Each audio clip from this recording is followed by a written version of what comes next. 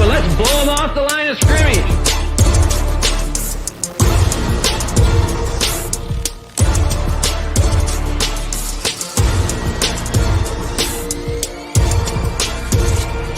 Thine is the kingdom, and the power, and the glory.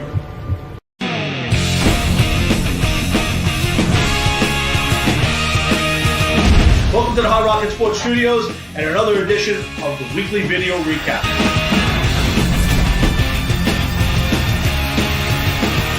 The March 31st show.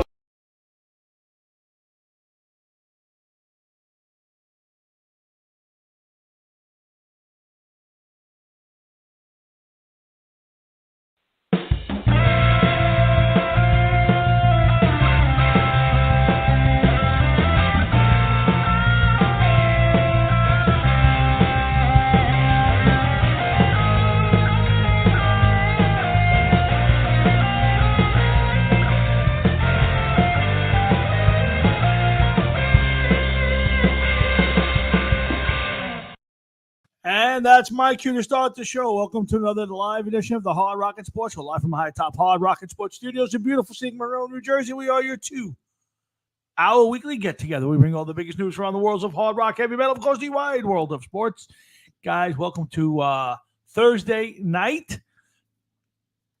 Settle down. September the 5th in the year of our good Lord, 2024. Yeah, we're in September. Summer is unofficially over. I hope you guys had a great Labor Day weekend. I had a very quiet Labor Day weekend, which was really good. And we are unofficially in the fall season, and that means one thing.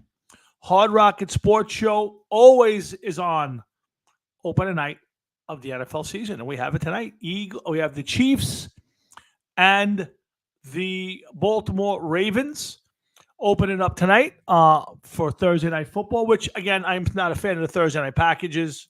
That's just me. I think most of these games aren't good. Hold on one second.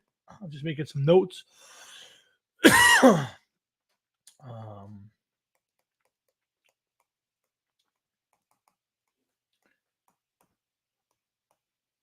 Got it. Yep, just making some more notes as I move along here. Just unofficially, I opened up with the Washington Redskin hat for open this season. Why? Tom, ask me why, guys. Hey, Tom, why are you wearing that Redskin hat? You're a Giant fan. I always want to remember that you woke bastards took out one of the NFL's franchise, and a premier franchise at that. You know, a team that's won multiple Super Bowls, has a rich, glorious history, and you stole their thing. Now, I know there's a big push out there to get the Redskins to come back. I'm sure their fans would like that. I think we're starting to get out of the era of the woke DEI bullshit. Let's see what happens with the election. I think it'll really get stamped out if that happens. But I just figured I'd throw on the Redskin hat for a couple of minutes tonight just to celebrate the start of the season. Again, I hope your summer was good. I didn't have a summer again. It's another year I did not have any sort of a summer. I'm hoping to have a nice fall because I had no summer whatsoever. I had no major time off, couple of days away, couple of days off, not even away. My last time off was in March and away. So I'm looking forward. I'm going to take some serious time off in November, but for now, it's the end of summer, beginning of fall, and we are in football season, and there's a lot to talk about. It's hope springs eternal, right? We are looking forward to a great football season for both teams. There's optimism for the Giants. What can they be? Are they a 6-win team? Are they a 9-win team? Are they a playoff team? That remains to be seen, and we'll talk about it. The Jets, there's a lot of talk. Playoffs should be a given. There's conversations about championship games and Super Bowls. It depends on who you see and who you talk to. We're going to talk a lot of Jets and Giants. We got a lot of NFL to get to. We got some baseball. I got some music. This is going to be a really good show. Could run a little late. I got a lot of content for this. There's weeks in the summertime, boy, guys, I don't even know what we're going to talk about. I don't know how Jeff and I get through the show other than we're buddies and we talk and when something comes up and we just run with it and we get a lot of lists. Come this time of year, boy, there's a lot to talk about. and we'll do a lot tonight. I'm going to forego. There's so much to talk about. I'm going to forego my rant about politics. I'm just going to keep saying it. Please do your homework. Go YouTube Donald Trump's economic policy speech from today. Go listen to that, and then go do the same thing for Kamala Harris, and tell me they're in the same stratosphere. Tell me that you absolutely have the confidence that she knows what she's talking about. That's all I'm asking.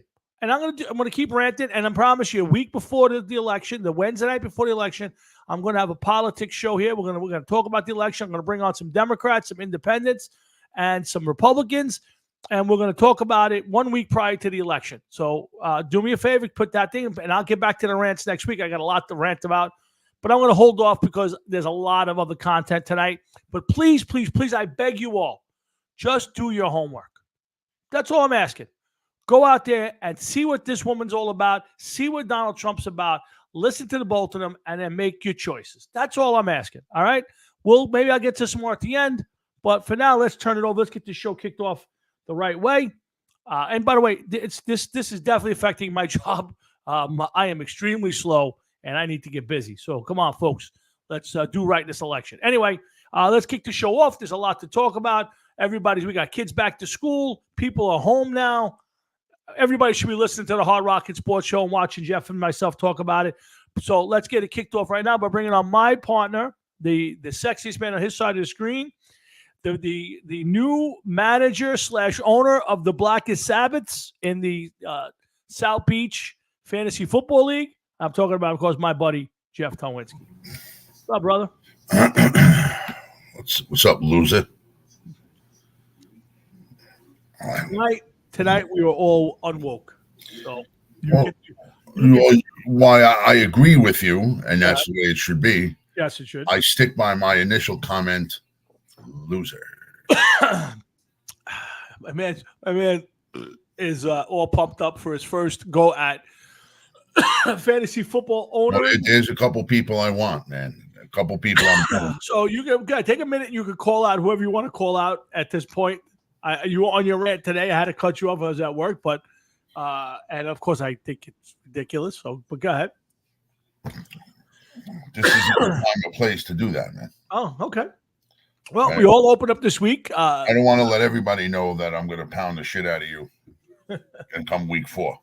You and that little Catalano boy. Well, listen, Mr. Catalano, I'm sure will be along. He's along every week. Now, I'm sure we'll get an early crowd because everybody will be getting ready to watch the Eagles tonight. I'm sorry, the Chiefs and the Ravens tonight. And we'll get to the Eagles and the Packer game tomorrow night. I believe it's on one of the streaming services, live from Brazil, and there's a lot of controversy with it. It's obviously a second or third Friday night football game that we've ever had. We don't usually get Friday night NFL football. It's usually reserved for college and all that. But Jeff, before we get to all of that, Jeff, let's start the show off. Jeff, how was your summer and how was your week? Summer? I don't even know if we had a summer. Did we actually have a summer? I did not have a summer. I can tell you flat out. Kind of flew by, right? Yeah, they all seem to fly by because, for me, it's 12 hours a day working, and then you come home, you get a couple hours, you sleep, and you do it. And next thing you know, it's Friday, and you're happy for the weekend, and the weekend flies by. The next thing you know, I did next to absolutely nothing. Yeah, I hear you. So, but whoa, keep my name out of your mouth. Whoa, look at he come out with both guns. Go get him, Frankie Cat. Week 3, you better train that dog to go for the throat, man. Because I'm coming out stepping on yours right out of the bat.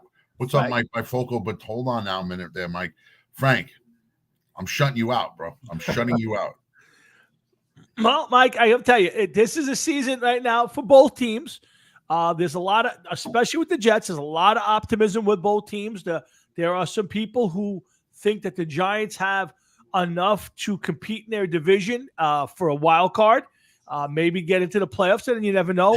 On the opposite side, there's a lot of optimism. It's past optimism. Most people are out there. It's the debate is, and we'll have it here. What is the debate? Is it enough for the Jets to make the playoffs? Is it enough for them to win one game? is it enough for them to make the AFC Championship game, or for the Jets to have the season with their 40-year-old quarterback who hasn't played in 2 years, and his last season when he did play wasn't up to his standards? Is this a must-get to Super Bowl season for the New York Jets? We're going to have that conversation, and we'll talk about, Bo Nix and the Broncos starting quarterback and first rookie Broncos rookie to be named captain since 1967. That's a long time ago because that's when I was born. So, Jeff, we'll get to the Jets. I got a lot of questions for you on it. We'll talk about the season. I want to get my dad in. I want to talk about Babe Ruth's jersey that sold. I got one before we get to you. Maybe you guys all want to jump in on it. Do you ever miss, and this is kind of weird to say and creepy, baby, but do you ever miss the Jerry Lewis telethon not being there? Not that I want to sit and watch it, but it was a staple for years. And I remember my grandmother, grandfather, my mother and father taking over the TV and watching it when we were off and we had to get up early, and the next day was usually school, and they were commandeering the TV and there was nothing to do. We couldn't go outside very long because they were like, you got to go to school tomorrow. You can't be out there, and we'd have to get ready for school, and then they'd have that on it. So that was like just the icing on the cake of a fucked up weekend, Yeah. I was always big on watching the early, when it started, Jerry come out, he does the monologue and he talk about the guests, and Ed McMahon would show up, and then you catch the middle of the night and all of a sudden he wouldn't be there. It'd be Tony Orlando and all these different people and who would show up. And then the next day it would always get down to the wire with whatever the goal was, and they extended an hour and somebody would come in with a big check. It was a staple. It's not something you want to say, well, surprisingly, I always thought that some other celebrity would jump in and take it over, and nobody ever did. No, you know what? No, I'm shocked, but I think the days of having a celebrity telethon like that are over. Oh yeah, for sure. Quite evidently, with the invention of computers and everybody using the internet, is there a place for a variety show like that? Great question. No, it's reality TV now. You're right. The days of the Dean Martin variety shows and all of those shows that were on TV, they did skit comedy, and that's long gone. Everybody is stuck on reality. What they consider reality TV. We all know that reality TV is really scripted to try and entertain. But I do miss the you didn't appreciate it maybe at the time. But looking back, I miss those days of those type of shows, and the telethon it was an event. You kind of had to sit down and watch at least a few hours of the telethon every year. Yeah, I would say that, and I remember during the day it wasn't too bad, and then after dinner we would have to sit there and watch it while the elders commandeered the TV, and I was just like, this sucks, man, because there was nothing else on. No, that's the problem. That was nobody had programming at that point. That was the last Sunday night of the summer. People off the next day, people were out, so they didn't put anything else on, and nobody wanted to compete with the Jerry Lewis telethon. Yeah, everybody watched that. To make matters worse, you had channel 2, 4, 5, 7, 9, and 11. Correct. 2, 4, 5, 7, 9, 11. 13. 7 fucking stations. Yeah. 7 stations to choose from. 13 was public broadcasting. Yeah. So that sucked. Yep. Channel 9 and channel 11 and channel 5 were just a couple steps above public broadcasting. You're lucky what you got on those channels. Mostly was news or like old repeats. Yeah, exactly. Yep, repeats. Gilligan's Island. It was rough. Yeah. No, listen. But that's what you knew, and for our era, that was big time. I mean, it was probably more than our parents and grandparents had when TV was out in the early 50s and 60s and all that. So, it was a step up, and then all of a sudden the 80s cable came, and next thing you know, listen, dude, I got to have 80 channels, and there are nights I go, there's nothing on. So, I agree. Yeah. I'm watching in-demand stuff. I've been watching Swamp People for the last couple of weeks because I've blown through every other show that I usually watch. Mm-hmm. And, I'm watching Swamp People, and it's rough, man. It's rough. Well, let's get my dad on. But as soon as we're done, we're going to run through a couple of stories, and then we're going to start with the local teams to go through the NFL. I want to run through the season with Jeff. We'll pick some divisions. We'll go through some of the divisions, talk about the teams, and then I'm going to remind Jeff of his picks. I have our original picks from a few months back. After the draft, we made predictions. And then I'd like to make our Super Bowl picks, and then we'll take it from there. So sit back, relax. Did you get the video? I did get the video. We'll have a special guest appearing at some point. But for now, we'll hold that probably to the NFL segment when we get to that special team. In the meantime, let's get my dad on and see what he's got to say and kick the show off like we always do. Hold on one second, everybody, and thank you for tuning in and joining Jeff and myself. What's up, Pop? What's up, guys? I hear you talking about the telethon. Yep. I bet you don't know who originally started the telethon. Let me think back to that a little bit. I don't think you ever get it. What's his name? Costello? Bert Parr. No. Oh, Zachary. Zachary? Oh, I remember that guy. Okay, yeah. No, I did not know had that. a casket in the front of the stage. He used to lay in the casket. Because I know my father took myself and my brother down there, and we went up, we shook his hand, we put $1 in the casket. And that's how it really started. And then Jerry Lewis took over, and he used to do it from New York on WOR. And Really? Then WOR.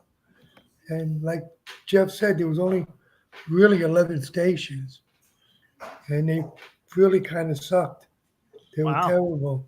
And then he took over the telethon, and then they moved to Vegas, California. And the reason he left, he had a fight with them, with the telethon. Oh, really? They wanted to go one way. Yeah, if you go on YouTube live, I actually have it. I could actually play. there's quite a few interviews. Hold on. they did. Let me see if I could bring up Zachary for half a second. Yeah. Hold on, Jeff. Jeff, do you know who Zachary is? It sounds like some kind of horror character, right? Yes. Much. It was a takeoff of Dracula. Okay, hold on. I will give me 1 second. We can't stay with this too long, but let's see if I can. You ever see that guy on channel? This is the Zachary TV dance party featuring the Box Tops. Oh, no, I'm talking before that. This is 1960. No, that's got different.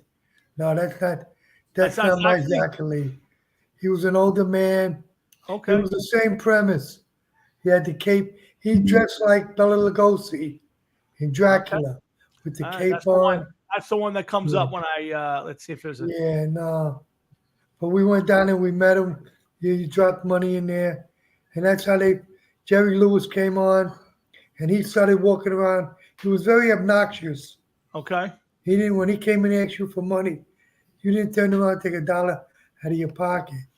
He'd make you take money out. Really? And then, he was very obnoxious. And then something happened with the muscular dystrophy.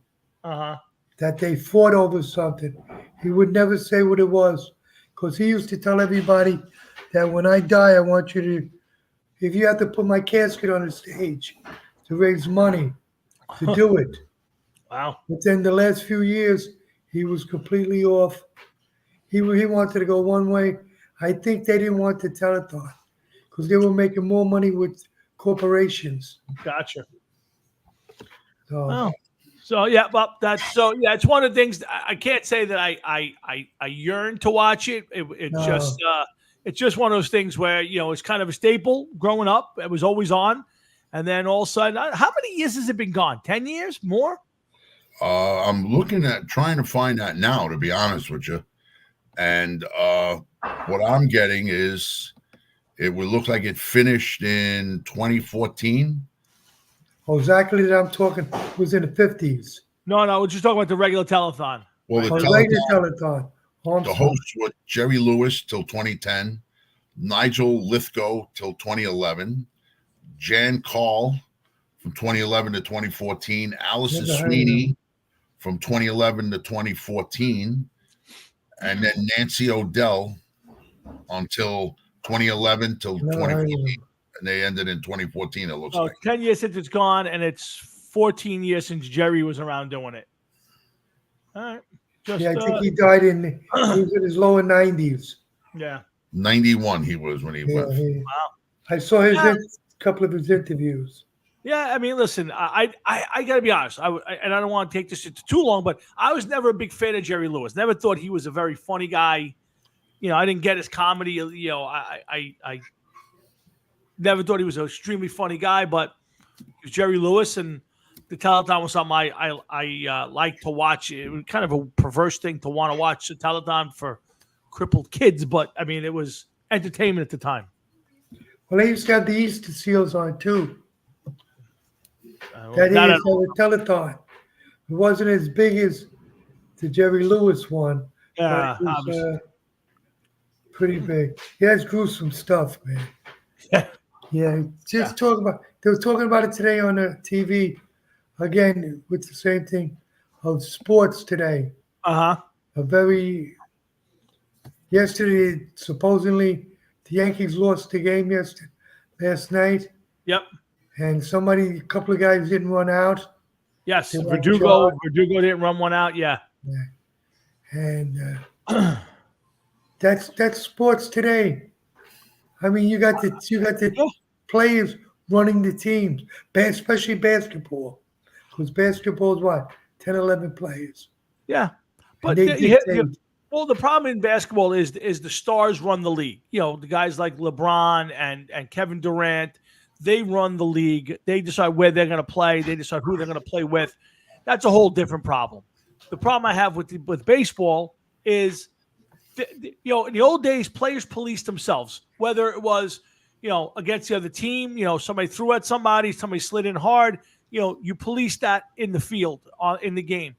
They also policed a lot in the locker room, in the clubhouse. If a guy didn't run out of ball, the team got on him. If a guy didn't hustle, make a play, the team got on him. They had kangaroo courts, and they were also, people got pulled aside.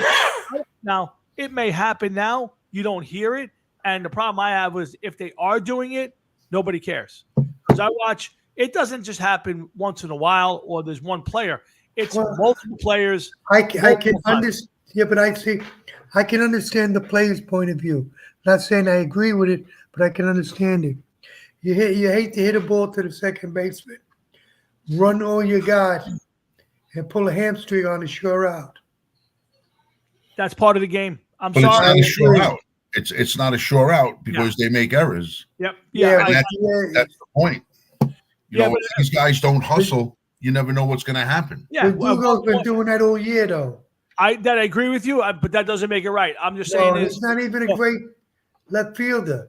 And to be honest with you, look at Soto. I mean, he blew a lot of plays.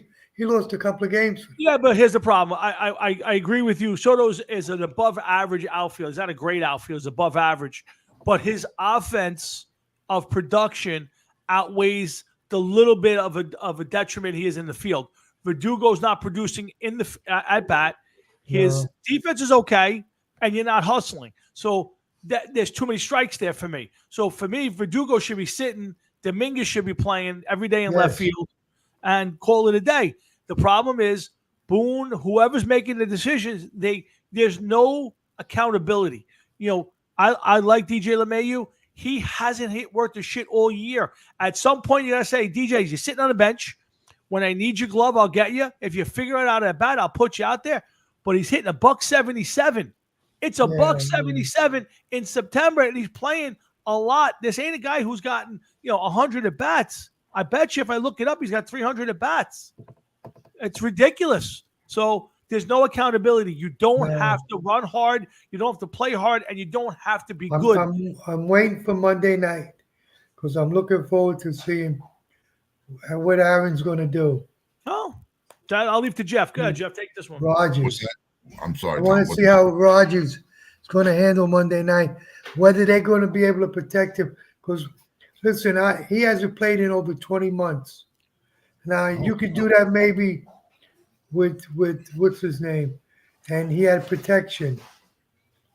But I think that his football knowledge is going to help him more than people think. You know, this isn't Zach Wilson and they got 7 wins with Zach Wilson and a bunch of people that nobody wanted anyway. I don't think any of them are in the NFL right now at this time as it is. So, you know, you tell me. I think Rodgers is good for at least 10 wins just on football knowledge. I think if he gets the protection that he's going to need. But if he snaps that ball and here I come, he's got problems. He gets banged around once or twice. No, he may be fragile. He's definitely going to want to get hit. That's for sure. Well, here's the thing. 2 years ago, his team, he was good. He wasn't great. His performance his last year in Green Bay was okay.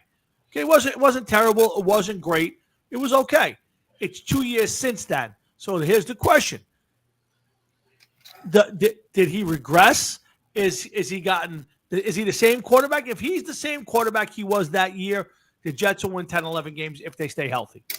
That's it. That's the bottom line. I mean, there's still some holes on that team. I mean, there's the defense. I'd be shocked if they weren't top 5.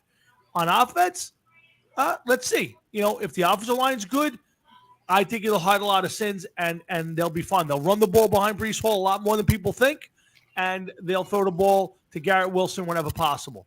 So it should be a good team, and we'll get into it. But you know, a lot's going to depend, not for the regular season, guys. I think it's the playoffs. Who Aaron Rodgers is at playoff time. If he's Aaron Rodgers, if they make it to the playoffs. Well, I think Jeff, they're good enough to be in the playoffs. You know, you run through their schedule. I think they'll win 10, 11 games. They'll get at the minimum a wild card spot. This, to me, it's almost impossible. They'd have to completely fall apart. Listen, they've done that.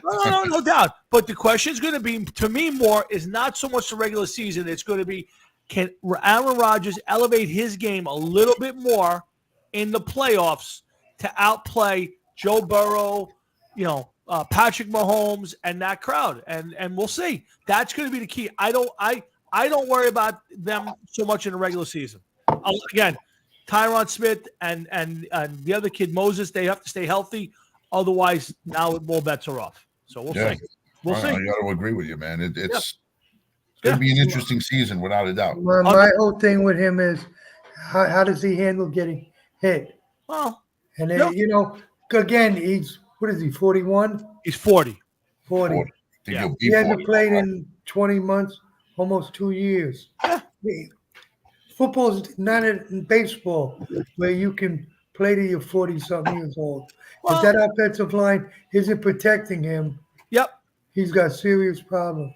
And I hope not, because I like to see the Jets, because I don't think the Giants are going somewhere. Well, again, I think there's optimism for both teams. I don't think the Giants are expected to get to that level that the Jets are. I do think the Giants are capable of what they did 2 years ago, which is, being alive for a wild card in December, getting a wild card berth, and maybe winning a game. Now, again, we'll see how their offensive line plays. It should be much better than it was last year. They've upgraded it in many ways. They fixed a lot of holes. I think there's some talent on the offense right now. It's all going to come down to the offensive line and Daniel Jones staying healthy. If that happens, the Giants will be all right. They'll win 8 or 9 games. Maybe that'll be enough to make a playoff spot. Let's see what happens. Yeah, all right, guys, enjoy the best show. Thanks, Pop. I'll see you guys. Tommy, I'll see you over the weekend. Yep, I'll see you, Pop. Take care. Say hello to everybody. See you later, Mr. Florio. So that's my dad checking in. Frank, you're going to go back to Soto is, if I didn't say at best, he is at best. Frank, you may be right. I disagree. I don't think the Giants. I gotta be honest with you, man. I feel as though you're a tad bit too optimistic. I was reading some stuff earlier today online, and I'm thinking the Giants at best are going to be maybe 6-win team. Listen, you Vegas. A lot of people think that. I'm not. I can't. I won't argue it. My feeling is with this team is if go back and search the history of the Giants the last 10, 20 years. whenever they've had no expectations, they have a good season. Dable came in. It's his first year. We'll be lucky to get 5 or 6 wins. They win 9 wins, and they go to playoffs, and they beat Minnesota. Okay, last year, everybody, we got optimism. They're going to be better than last year. Another year under Dable. But they do. They go out and win 6 games. So the Giants historically have those type of seasons. 2, I think the offensive line's been major upgrades. Now, there's some holes in the secondary. There's some holes possibly on the offensive line. There's always a health issue with the Giants, especially at the receiving core. These guys got to stay healthy. Wendell Robinson has to stay healthy. And, they got to replace Saquon Barkley's production. So is all that going to happen? I don't know. But I do believe the Giants have an opportunity to win better than 7 or 8 games, and we'll see how it plays out. It's optimism. It could all fall apart. But here's the thing I'll tell you. If they lose Sunday, if you can't beat the Minnesota Vikings in your house opening day with Sam Darnold at quarterback, we're in for a rough season. Not to say you can't turn right now. There's 2 guys doing a sports show in Minnesota saying that if you can't go on the road and beat the Giants in their house with Daniel Jones at quarterback, you need to mail it in. Listen, you know what? I think it's a toss-up of who has the worst quarterback. No, I disagree with that. There's light years between Daniel Jones and Sam Darnold. I know Sam Darnold is better than Jones. I understand that. That's how you feel? That's how you feel. Like years. I'll just say there's a light years. Maybe a couple weeks at best. But there's definitely people on the other side who would say, yeah, if you can't go into MetLife and win on the road, then you're not a great team. I think there was always going to be a problem with the Minnesota Vikings. But if you're the Giants, you got to come out of the block. You got to win this game, and then you got to go and beat the Commanders. And then call it, and then you're 2-0 out of the box. It's a different season. 1-1's okay. If you're the Giants, you need 2-0. It's a whole thing's change. So lots. We're gonna get to a lot of football. Let's table it for a few seconds. I do want to bring up a couple quick things before we get to that. One is music. One is baseball. Which one you want first, Jeff? Whatever one you're going in. All right, let's go. Iron Maiden. Steve Harris came out and said there is no plan at the moment for new music from Iron Maiden, and for the first time in my life I say good. There should be no more new music from Iron Maiden. Take the old stuff, remaster it, replay it, do a live album, go in the studio and re-record Number of the Beast. I'm okay with it. No more new music from Iron Maiden, Jeff. I can't possibly deal with another Senjutsu album. I wouldn't want even that stuff to be remastered, and the reason I'll tell you why. I'm joking, but go ahead. Well, no, but there are some teams that will do that. I think that the recordings is what made those albums what they are now, especially the first 2 albums, especially the first album. I wouldn't want to hear Bruce Dickinson sing all of those songs, to be honest with you. Okay, fair enough. Listen, it's like you said, it's one of those things where they're a band at a point in time now in their career where they don't have to do certain things. Mm-hmm. If they want to tour, they could tour. Just record an album and keep releasing albums. They could do that too if they want. Yeah, to me, I think that's if I was Iron Maiden, I would just keep coming back every 2 years with an old concert. Again, I would love for them to find a way to put it together. I know the Priest guys are all in to go back and do a tour, do the Number of the Beast, Screaming for Vengeance tour all over again. One of the greatest tours of all time. I never got to see. I would go see it. I know it's 40-something years later, but I would love to see those 2 bands sharing the stage, redoing that concert. To me, that's gold. To me, putting out another Senjutsu just doesn't interest me at all. What's next? One album, one song, the entire album? I mean, where are we headed with it? Because I can't possibly want to hear any of that anymore, Jeff. I know you don't, but I know I certainly don't. Joey Gansas, our friend Joey, is doing another drum cover album he likes to do. And somebody suggested him to play the Maiden song Hell on Earth. So now I don't ever remember hearing this song. And so I went on iTunes and I started to sample some of the songs. I was just like, I don't. You know what album that's from? No, I have no idea. I know it's a newer album. I know it's not. Okay. Yeah, that I know, but that's how I look at the Maiden stuff. I don't need to know what it is. Yeah. My last album that I really got into was Seventh Son of a Seventh Son. That's a good album. I like the way it's recorded. It was recorded good. It sounded crystal clear. Once they brought in the other guy, Yannick Gears. Yeah. I mean, they had a song here and there. Be Quick or Be Dead is a cool song. Yep. But the rest of it, if I never listen to it, I don't care. I would tell you, A Brave New World to me was a great album. I saw that concert. I saw that tour. That's a lot of there's stuff on there they still play. That is a great album. That's a fun album to listen to. After that, you're right. After that, there's a song or two on each of those albums that you go, oh, that's a really good tune. But I mean, I would tell you, Senjutsu is the first Iron Maiden album that I don't own and I may never own. I mean, I'll wait till I could find it in a used record shop for $6. I'm actually going to download that album right now. Senjutsu? No, Brave New World. Oh, it's a great. I'm telling you. I'm going to take your word on it. Please, I'm telling you. Listen to that album. Give it a shot. Again, I'm not a Yannick Gears fan either. I'm not. But that is a really good album. It's got great. It just sound is great. There's a lot of good content on that album. So try that one out. Dance of Death had a couple of good songs. Not a great album. Again, so after that, all those Maiden albums, none of them would be termed even remotely classic. There's not one of those albums where you'd go, there's 6 good songs on it. You get 1, you get 2 if you're lucky. So again, I was not upset. Now, I'd be more upset if Steve Harris came out and said, hey, we're not touring anymore. That would break my heart. But they didn't say what that. Frank Catalano said here? What did he say? His last comment, Dance of Death was an okay record. Yeah, that's what I said. That's the problem with Maiden and Priest and a lot of these bands now that are putting out new material. They lost the drive to record and write good songs a long time ago. Oh, absolutely. 100%. You can't ask men that are closing in on 70 years old to come up with fresh ideas that'll keep us interested in the music that they're putting out. It's just not going to happen. It can't happen. Yeah, see, here's the problem I have. See, the Priest guys, they tried to stay in the Priest mode, and I think they just ran out of ideas. The Maiden guys, the problem for me with the Maiden guys is they tried to change their entire image along the way and be this progressive band instead of the hard rock and metal band that they were that we all bought into.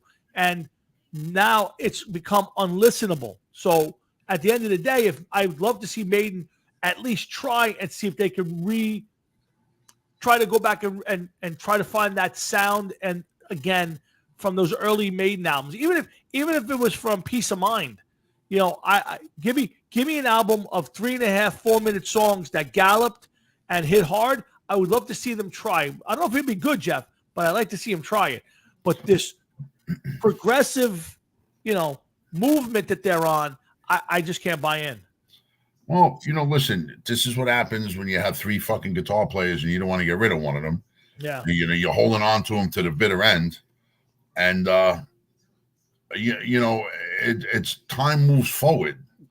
And maybe just a band like Maiden, maybe their time is over. It's just like, why even bother writing new material? Well, I think that's my point. Yeah, I think that's my point with you is if you're going to go that way, I'm sure there's a lot of Maiden fans who liked it. I think Lou Toro, I think I saw was in love with the album. To me, a lot of people are, and Frank, a lot of people don't like the Seattle sound. But yeah, I'm with you. Like Motley Crue. Yeah, and you stick up for them to the bitter end, which I mean, listen, that's your prerogative, but you're one of the only few that I see that. I'm with you. I hate that grunge sound. Yeah, I mean, there's a couple of good songs from like Alice in Chains, but for the most part, I think it's dreary and dark, and it is dreary and dark. Yeah, what do you think metal is, man? No, come on, you can't tell me that those great Maiden albums, those Priest albums, those were not dreary and dark. No, they were heavy. Now you want to say later on? Dude, you listen to some of the dreariest and heaviest stuff around is Black Sabbath, man. All right, I'm not disagreeing. I'm not disagreeing. The Grave. These are songs that are fucking Into the Void. Read the lyrics along with this stuff, man. I could care less about lyrics. You know how I feel about lyrics. I could care. To me, it's all about melody, and I get you. And that's why I'm not the biggest Sabbath fan. I'm not this. I don't hate Sabbath. I enjoy seeing them in concert. I think they're, the fathers of metal, all that bullshit. But I don't like that dark, dreary stuff. I'd much rather listen to the glories of Maiden and Priest and Scorpions, and I love the first couple of Motley Crue albums. So I'm with you. That whole grunge thing I never bought Pearl Jam, Nirvana. I think it all sucks. My opinion. Listen, it's a whole movement, but so was disco, and that couldn't go fast enough. And yes, of course, but I don't like the dark and dreary. But teach their own. So again, let's get off the Maiden topic. I want to get to Babe Ruth, and then we'll get on to a lot of football. So, Jeff, you brought it up. You wanted to talk about the Babe Ruth jersey that sold for $24 million. At what point do you go, it's just a shirt? I get he wore it. Maybe he wore it. Yeah, I listen, $24 million. I mean, my God, I don't understand that at all whatsoever. I really don't. Yeah. I can't figure that out for the life of me. Why would anybody pay that much? Well, let me ask you a question. How much money do you have to have in the bank? Right? Let's say you had $100 million in the bank. Would you spend $24 million of it on a jersey? Hell, fuck no. You know what I'm saying? Like 25% of your savings. Yeah, you'd have to say that you had at least $500 million in the bank. $500 million before you'd even attempt to spend $24 million. So, I mean, I know there's a lot of people out there with that, and this is what they do. But I get it. I got the jersey. Gave you $24 million, and it sits in a basement somewhere. Well, I'm sure it's doing a little bit more than just sitting in a basement somewhere. It's probably with a top-notch collector. Right. But if it was us, it would be sitting in our finished basement. Yes. But, I mean, come on. This is somebody that whatever they do for a living, that they're not getting up for work on Monday. We know that. No. I get it. And listen, and I'm all for if you earned your money and you spend it and you want to spend it. And listen, I'm sure maybe 10 years from now that jersey may sell for $40 million and the person will make a $15 million profit on it. No, but here's the thing: you got to find a guy that's willing to spend $40 million. That's it. It's not. I mean? Yeah, it's all. Like, this guy walked away with his jersey, and somebody looked at him and said, "This asshole just put $25 million down on a fucking jersey." Like you said. Yeah, and somebody else said, "Wow, he's lucky to get that jersey for $24 million." So, I don't care so much about autographs and jerseys, Frank. I go to shows with my son. I've done some things. I very rarely buy stuff. What I like is if I can meet, if I meet the person and have them sign or take a picture, that means more to me than going to a store or buying it online and saying, wow, I bought Geezer Butler's autographed base online. Now, first of all, how do I know that Geezer signed it? Second of all, okay, it's nice. It's his signature, but, to me, the stuff that I have that's been signed in front of me means more to me. So that, of course, because you were there, you handed it to the person to sign it. Correct. I could get anything signed and tell you, here, Tom, look, I got this, I got that. Here, I got you one. And now what are you going to do? You're going to say to me, well, how do I know that you had it done? I know you would never do that. You would just say, wow, that's cool. Yeah. And even if I was down in my basement fucking signing it for you, it'd be like, yeah, I mean, I have an old Fox game pass from a hockey game I did that's signed by Wayne Gretzky. But I stood there and Wayne Gretzky signed it in front of me. So it means the world to me because I got to meet Wayne Gretzky and he signed it in front of me. I've got other stuff that's been given to me or, that people bought for me. And it's nice. Don't get me wrong. I got a bunch of Lawrence Taylor stuff hanging on the wall, all signed stuff. It's great. I love it, but it's not the same meaning as if I got it. And I got to meet Lawrence Taylor. He was a prick and didn't sign my thing. And that's a whole different story. I told that story. Me and Louis Pica. Someday Louis will give me the football, but that's down the road. Anyway, so I just wanted to bring that up. You wanted to mention that. Let's see if I got anything else. It's absolute insanity. What? Yeah, 24. Listen, it's all about what people are willing to spend. That's just how it goes. I mean, evidently a lot of money. Yeah. All right. So let's get into the football again. The NFL season starts tonight. We're probably, about a half hour away from kickoff from Chiefs and the Ravens. Again, Jeff, a lot more football content this year. There's going to be a Wednesday games for around Christmas.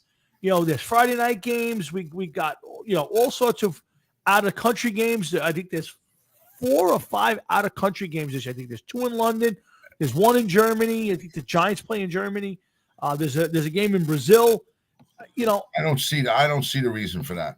I mean, let's put it away. They tell the players, don't leave the hotel when you go to Brazil. Don't wear green outside because it's like a gang thing down there. So some of the players are like, you send it to a place that's not safe. What do you think you're gaining by having this game in Brazil? I almost get it in Europe, because again, I always say you're going to see a Super Bowl in Europe at some point. But to me, Jeff, this game makes absolutely no sense. It's a Friday night in Brazil. Who cares? Yeah, and it's on. I believe it's on a streaming service, so you're not even going to see it unless you go looking for it.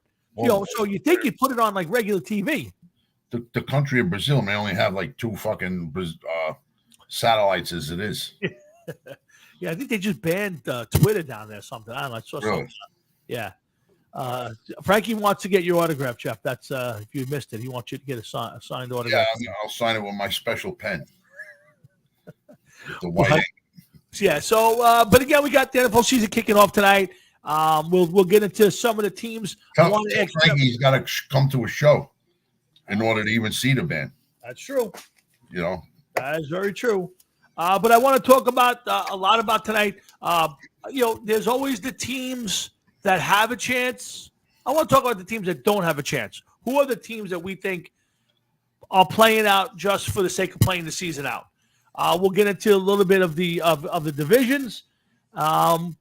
We'll start with we're going to start with the Jets and the Giants. But Jeff, let me ask you this question. Here's the biggest question: Can the Chiefs actually three-peat? No, I agree with that. I think there's too many distractions. I think it's harder and harder every year to repeat, let alone three-peat. They can't. Why? Because the Jets are going to stop them dead in their tracks. There we go. Okay. Jets are a team of destiny this year. It's very possible that they are. I think there's too many distractions around the team right now. I think it's obviously harder and harder to do it. I think they did a lot of it with smoke and mirrors last year. I don't know if they've gotten better this year. There's a lot of things hanging around. So yeah, I don't think they're going to get there. I think it's interesting. I mean, we can run through the teams that with a realistic chance. I mean, I'll give you my teams that I think have a realistic chance in the AFC. I think it's the Chiefs, the Jets, the Bengals, the Dolphins, and the Ravens. I think those teams have a legitimate chance of making it to the Super Bowl. I think so too, and I can tell you this much: one of those teams I got to take out of the equation. Which team? The Bengals. So why? Because of Burrow? Why do you take the Bengals out? Burrow is a player that gets hurt more often than not. He's an inadequate quarterback, and I hope that he comes out of the gate hard for the first half and then falls flat. Okay. Frankie, I don't believe in the Bills. I think the Bills lost too many players. I think they had their opportunity. I've said from the beginning, and I could be dead wrong, and we'll see how it plays out. I think the Bills are the third best team in that division this year. I think it's the Jets and the Dolphins. I think the Jets are going to win that division. I think the Dolphins are going to fall a little short because they do every year. I think that Josh Allen is going to be one of the best quarterbacks in the NFL this year. He always is. I think he always is. I think he may throw for about 8,000 yards. I don't see it. 74 touchdowns. Yeah, I don't think so. Again, I don't put the Bills as a realistic chance. I don't. I think the Jets are better than them. I believe the Dolphins may be better than them. Again, I'm not sure in the AFC South who I pick. I guess it's. I gotta add this. I gotta add the Texans. I think the Texans are good enough. I think they've done a lot. Yeah, defense is going to be good too. Huh? Their defense is going to be good too. Yeah, I think the Texans are a good team. I'm going to add them to my list. But the Chiefs, Jets, Bengals, Dolphins, Ravens, and Texans. Again, Frankie. Everybody's got their way, and they may be right. I do think Miami's got a chance. They've got a lot of talent on that team. I think the AFC East is up for grabs. I think for Miami, though, Jeff, I think the question for Miami becomes they need to be number 1 seed. They cannot play a, February, late January, early February game in Kansas City or in Buffalo. You can't play all this season either in dome games or in Miami, and then all of a sudden you'll go to a game where it's minus 8 degrees and think your team's going to play well. I don't think any of those teams want to play in Buffalo and certain Cincinnati or Pittsburgh. Yeah, but see, Cincinnati's a cold weather city. There's a lot you get used to it after. I'm not saying it's fun to play in minus 8 degrees. I'm saying it's not that big a challenge. It's not different from every other week when you're Miami and you're playing 10, 12 of your 17 games in a dome or at home or another warm weather city, and you're playing a half a dozen games throughout the course of the year, and you get probably half of those in early part of the season. You get to January, February, and you got to go to Buffalo or Kansas City in that kind of weather. That's what I'm talking about. None of these teams want to do that. No, of course not. But some teams are a little more acclimated to it. Is all my only point. The Dolphins. I hear you. But I mean, Cincinnati used to have viciously cold games. Sure. I remember one year in the playoffs, I think it was like minus 25 or something. It was like sick. Oh yeah, it was. Yeah. So I mean, if you're the Dolphins, you have to win your division. And you have to be the number 1 seed. To me, that's their most realistic chance of getting to the Super Bowl. Would be that if they have to travel on the road for the AFC for the division or for the AFC Championship game, I think it'll be a much more difficult road for them. But those teams, I think, and you can throw the Texans in. And I want to see how C.J. Stroud comes back for a second season. Make sure that there's no sophomore jinx. So that'll be interesting. In the NFC, I don't think it's as wide. I think you're looking at the Eagles, the Niners, the Cowboys, the Lions, and the Packers. I think those are your most teams with the most realistic chance of making it to the Super Bowl on that side. Yeah, a lot of people have Detroit. I read one article today. Detroit are going to the Super Bowl and winning. Yeah, they are my pick this year. Again, I picked them last year, and if it wasn't for 2 stupid decisions by Dan Campbell. That they would have made it to the Super Bowl and quite possibly could have won. I think they were just as good a team as anybody. They just made 2 bad decisions, and I think, to me, the Lions and the Jets are to me the same situation. And Dan Campbell had a chance to prove himself and didn't. He did a terrible job and cost his team a chance to go to the Super Bowl. Rob Saleh has not had the opportunity yet. The little bit of stuff that I've seen at him as a head coach doing X's and O's has not been good. He's not handled his quarterback situations well. He has not handled game management well. Wait, first, you can't blame him for the quarterback situation. He can only play the players that the general manager gives him. He screwed up the whole Zach Wilson, Mike White situation. He screwed that whole thing up. Mike White should have been his quarterback. Yeah, you're right. Mike White should have been his quarterback, but you want to know something? Who's making that decision?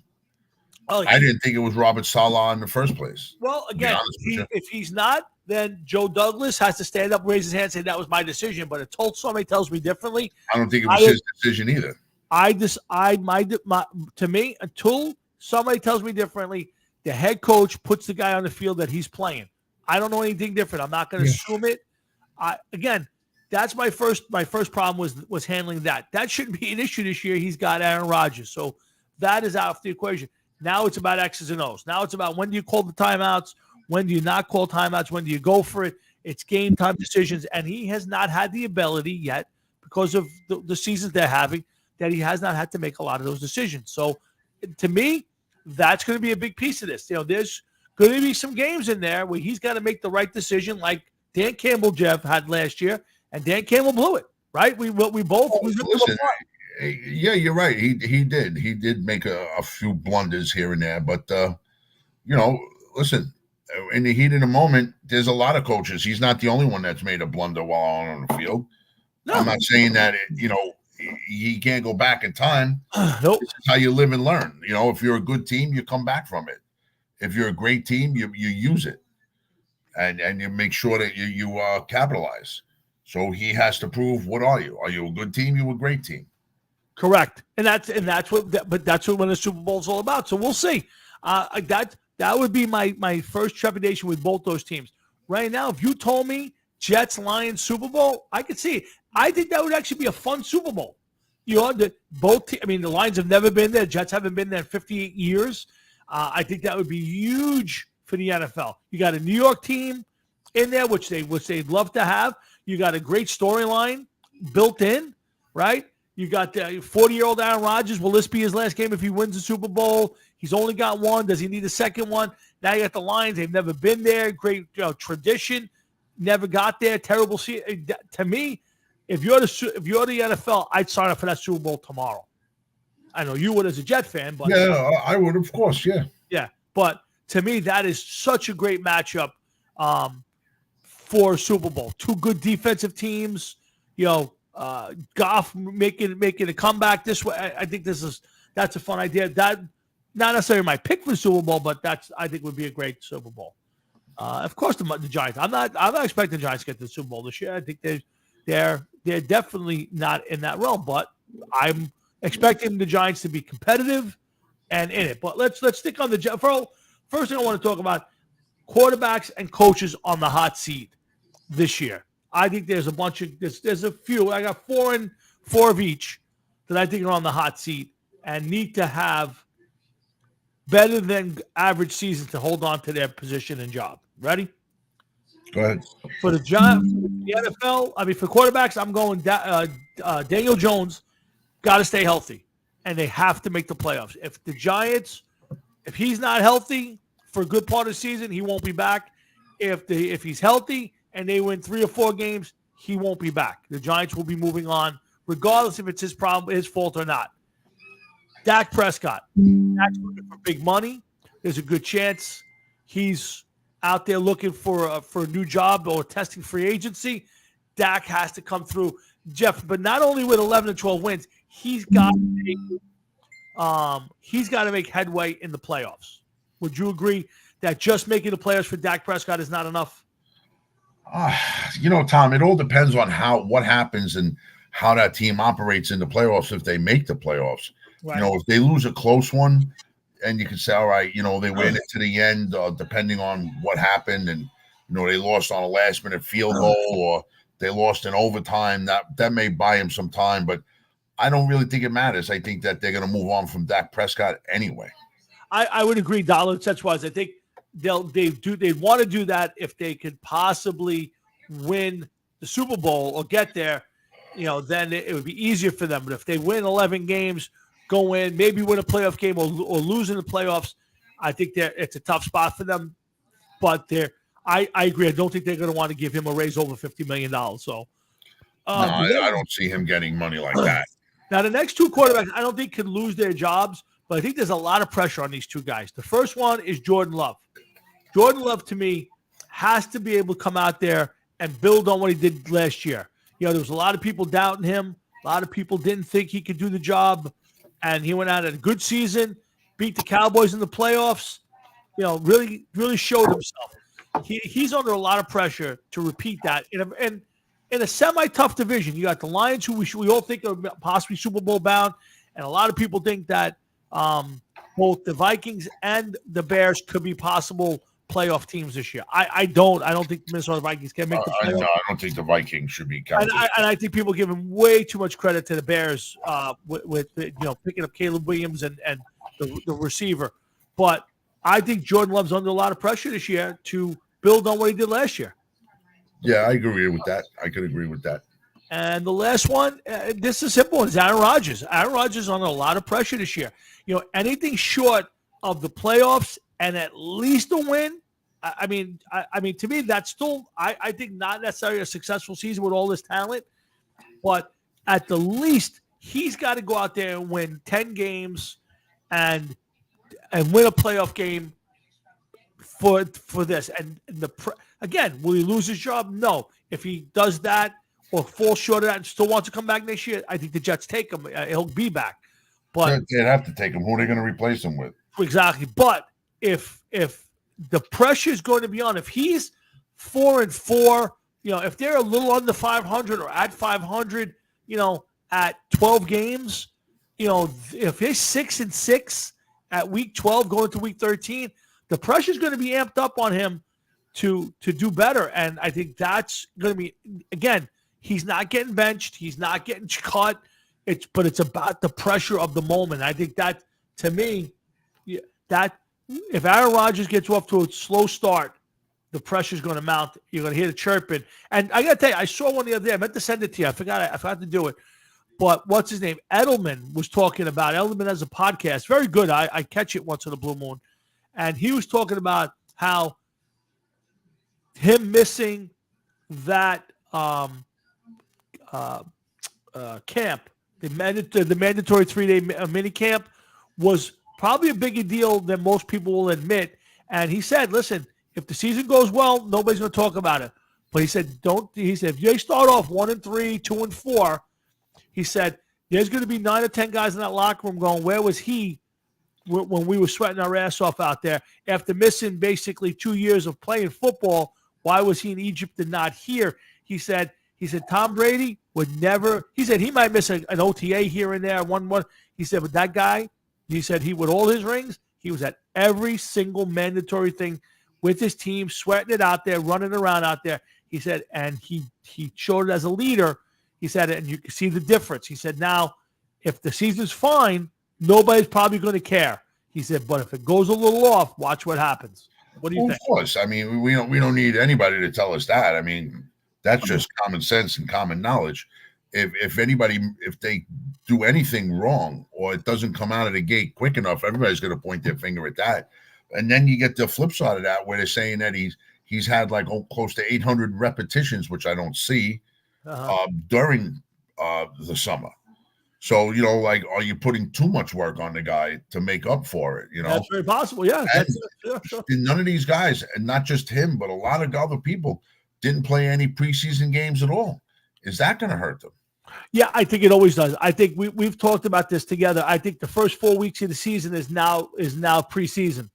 It counts, don't get me wrong, but to me, this is where you see a lot of ugliness the first month of the season. You see a lot of bad plays.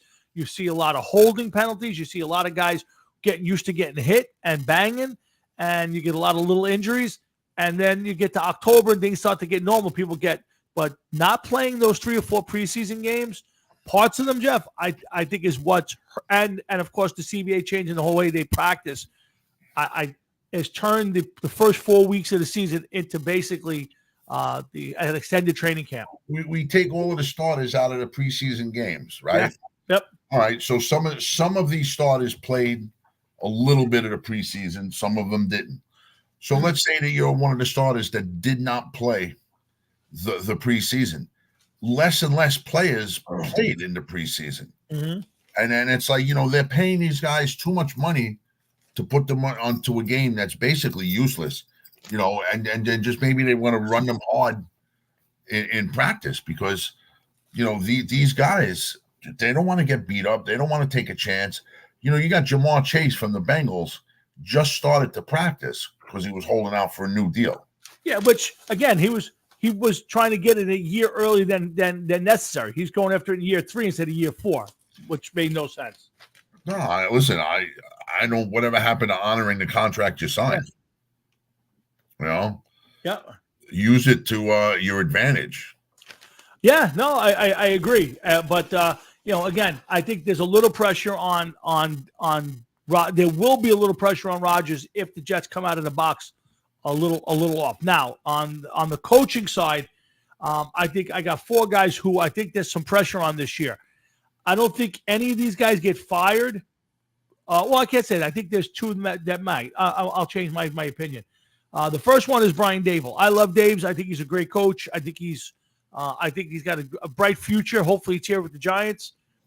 But if this team comes out of the box and plays like it did last year, he won't get fired, but there's definitely going to be a little pressure. Number 2 is Robert Saleh for just the reasons I said. We haven't seen what he can do as a coach yet as an X's and O's guy.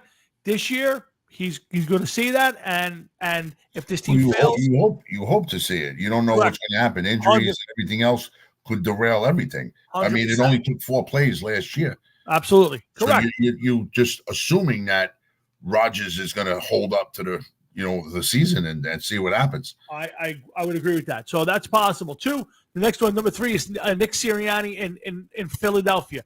Philly went all in. They made all these moves. They got Saquon. They overpaid Saquon, and this is the to me the biggest precursor to an unsuccessful season. When you start doing stuff like this in the panic, he probably begged for one more shot. And again, 3 years, the guy just coming off a couple years before going to the Super Bowl, and nearly winning it. I think it's unfair, but that's the state of the game today. But they have to go to the Super Bowl. I don't know if they have to win it, but they need to go back to the Super Bowl. Otherwise, he's gone this year. And then just what Matt said, Mike McCarthy. Mike McCarthy, I think nothing short of a Super Bowl appearance, he's gone. He can win 12 games again this year. Don't matter. After getting embarrassed at home against the Packers, Jeff, Mike McCarthy has to win, has to go to Super Bowl this year. I don't think 12 wins, 11 wins, and a Super Bowl, a playoff win gets him his job back next year. Yeah, listen, it's quite possible, but a lot of people look upon the Cowboys as being successful. They actually seem to have a lot in common with the Steelers from the AFC. Because if John was on, he'd be calling for Tomlin's head. And keep in mind, there's always the specter of one thing hanging out there right now. Bill Belichick wants to coach again. So there's a lot of people out there, a lot of owners who would be dying next year to go, you know what? I'm close to winning. I need a Super Bowl coach. Let me go get Bill for 2 years. You bring Bill in, you give him 2 years. You tell him to build the staff that takes over for him. He moves up to president when it's all said and done. Listen, build a staff to take over for him. Yeah. Any coach that came out of his area, out of his coaching tree, so to speak, wasn't exactly the best of coaches. I'm not disagreeing with you. I'm not disagreeing. I would agree with that. But I would tell you that if you're Jerry Jones, what are you going to do? Let's say McCarthy falls on his face this year. They don't win. You got a team that's close. You got great players. You got everything in place. But you think your coach is short. You're going to go to a college coach. You're going to try to drag Nick Saban out of retirement. You're not going to get him. To me, Bill wants to go one more time with a great team and show everybody he stole the genius. And I'm telling you, Matt, yeah. So, but I think he does. I think he wants another shot, and he's going to go to the best opportunity. And it could be the Eagles, it could be the Cowboys. To me, there's multiple teams that he can wind up with. Yeah, Jimmy Johnson. Jimmy Johnson is the most overrated coach in the history of coaching. McDermott. Sean McDermott, yeah. Sean McDermott. McDermott. To me right now, if the specter of Belichick is going to hang over a lot of people. And let me tell you something. If the Giants fall apart, not that he's going to come coach the Giants, but don't be surprised if he doesn't get a job, that they don't make a big play to have him come on and oversee the football operation. It would not shock me. He won't go to the Jets. He still hates the Jets for all that shit that went on back in the day. But we don't want him anyway. You definitely want him. He haunts you in your sleep. Tom, I would rather go another 50 years and never see a Super Bowl than to see him on the Jets. All right, well, that's your mistake. You got to take the genius and you run with it. But let's see what happens. But those are the coaches I think have the most pressure on them. I don't think they can all get fired. Like I said, I don't believe Saleh will get fired, other than if they have a terrible season and he blows a bunch of games. Then anything's possible. Dable, I think he's getting another year, I think, regardless. But we'll see. There is going to be pressure on those guys. Sirianni, I think, for sure could lose his job. I'm sure there's a few others, but those are the first 4 that I came to. All right, let's talk a little about the Jets, right? We're going to talk Jets, Giants, and then we'll get right into the NFL again. Hard Rock and Sports. That's Jeff. I'm Tom. And again, we're doing our 2024 NFL kickoff. We do this every year. This is our fun time. Good. Keep going. I got to take a quick sweat. Good. And we're looking forward to the season starting. We got a little rain delay going in the football game. How could you say Jimmy Johnson's overrated? He took it 1 of 15 minutes. Because, again, Matt, you want to say he's a great general manager? I'm not telling you he wasn't a great general manager. I don't think he was a great coach. What happened in Miami? Miami was an average team. He went there and didn't turn Miami into, Parcells. Wherever Parcells went, he turned it around and took a bad team and made it a really good to great team. I don't say Jimmy Johnson was a terrible coach. I just don't think he's a Hall of Fame coach. I don't think he's a great coach. He was great picking talent. To me, you want to tell me you want to bring him back as a general manager? I would agree with that. I do not believe he was a great coach. I just don't. I never put him in that category. I think he did a great job building the team. He suckered the Vikings, one of the greatest trades of all time, turned into how many Hall of Famers? I think Jimmy Johnson's eye for talent is great. Again, I'm not telling you he wasn't a good coach. I just don't think he was a great coach. And definitely not a guy I would want to bring back. If you told me you're putting him upstairs and you're going to let him pick players, I would tell you you'd be smart. I don't know if you can still do it now. That's a good question. But as a talent evaluator, Jimmy Johnson was great. He had great teams. There's no doubt. The talent on those teams was tremendous. How many Hall of Famers between his star players, his running back, his offensive line, defense. Great team. I just don't think he was a great coach. He was a good coach. Not a great coach. All right, so Jeff stepped away. We'll take a quick second here. Again, while Jeff's out, guys, I don't care who you vote for. Obviously, Alexa does. If you caught that bit, if you get a chance, all I'm asking you guys to do is take 5 minutes and do the research before you vote November 5th. That's all I'm asking. Go listen today to Donald Trump's speech about the economy and what he's going to do. It was great. It at least laid it out. Go check out Kamala Harris. Do yourself a favor. Do the homework and vote your conscience. That's all I'm saying. So let me ask you this. Yeah. If the Jets make the playoffs, yep. Right? Yep. Is that a successful year for them? No. I'd say the answer to that is no. Making the playoffs is not. Making the playoffs and winning the game, I would say yes. If they make the playoffs and get smoked in the first round, wild card, division round, I'd say the answer is not a successful season. Not with the hype. No. Yeah. Well, we are going to see, but yeah. Interested in seeing the rest of the. Here's the problem, Jeff. Is they're built to win now. You got a lot of guys who are going to be up for contracts, extensions. You're not going to be able to keep them all, right? You got a 40-year-old quarterback, and you got nobody behind him. So unless you're going to trade or bring in a relic to take over for him, or you're going to draft somebody next year. And think about it: if you have a decent season next year, who you drafted at 25? You know what I'm saying? You're not going to be in a position to draft somebody. You're going to be, you're going to have too good of a year. You know what I'm saying? Yeah. So to me, if you're the Jets, you have to go in, and to me, a successful season for the Jets is, as a minimum, AFC championship game. But I think based on the fact that you haven't won a playoff game in over a decade, I'd say you have to at least say playoff and at least one win. But I think it's disappointing because I don't know how much longer they can make the run without worrying about losing some of their talent and their quarterback. He's going to be 41 at that point. So, I think after this year that but next year at this time, there has to be another quarterback option on that team. They can't just go in there with Rodgers. That's it. I would agree with you. I don't disagree with that at all.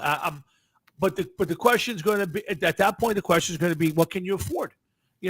Are you bringing in Drew Lock? Are you bringing in Sam Darnold for a thing? Are you getting, Jameis Winston? You got to see who's available at the time. Right. I don't think that any of those guys sound like viable answers to start building your team around. No, exactly. And Frankie, I think Super Bowl or bust is tough for a team that hasn't even made the playoffs in 10 years. So it's hard to say it's Super Bowl or bust. It's not even a question of the talent. It's just that these guys haven't done it. They haven't played that many games yet. They haven't been in those situations where it's one and done, or you got to go on the road in January into Kansas City or Buffalo and win a big game. These are guys who are still 2 or 3 years into the league. So to me, to ask them to go in and win a Super Bowl is a lot of work.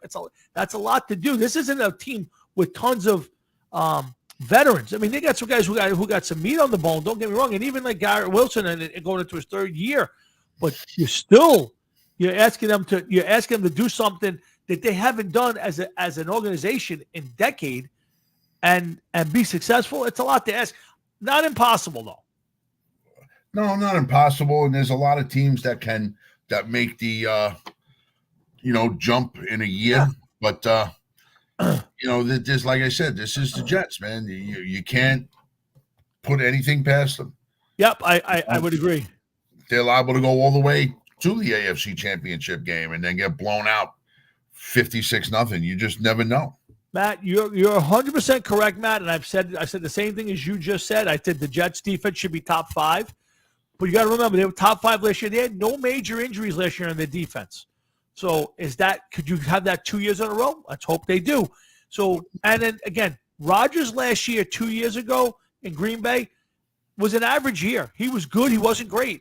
You're 2 years since an average football year, right? You're 2 years since an average football year. You're 40 years old and you haven't played in 20 months. I'm not telling you he won't be good and that his brain is probably what's going to get them there. I'm just saying is, at some point, he's got to win a bunch of games. Can he do it?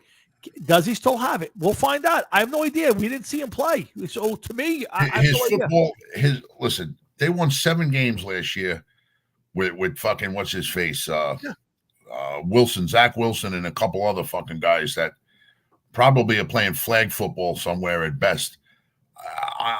They're going to win more games this year than they did last year.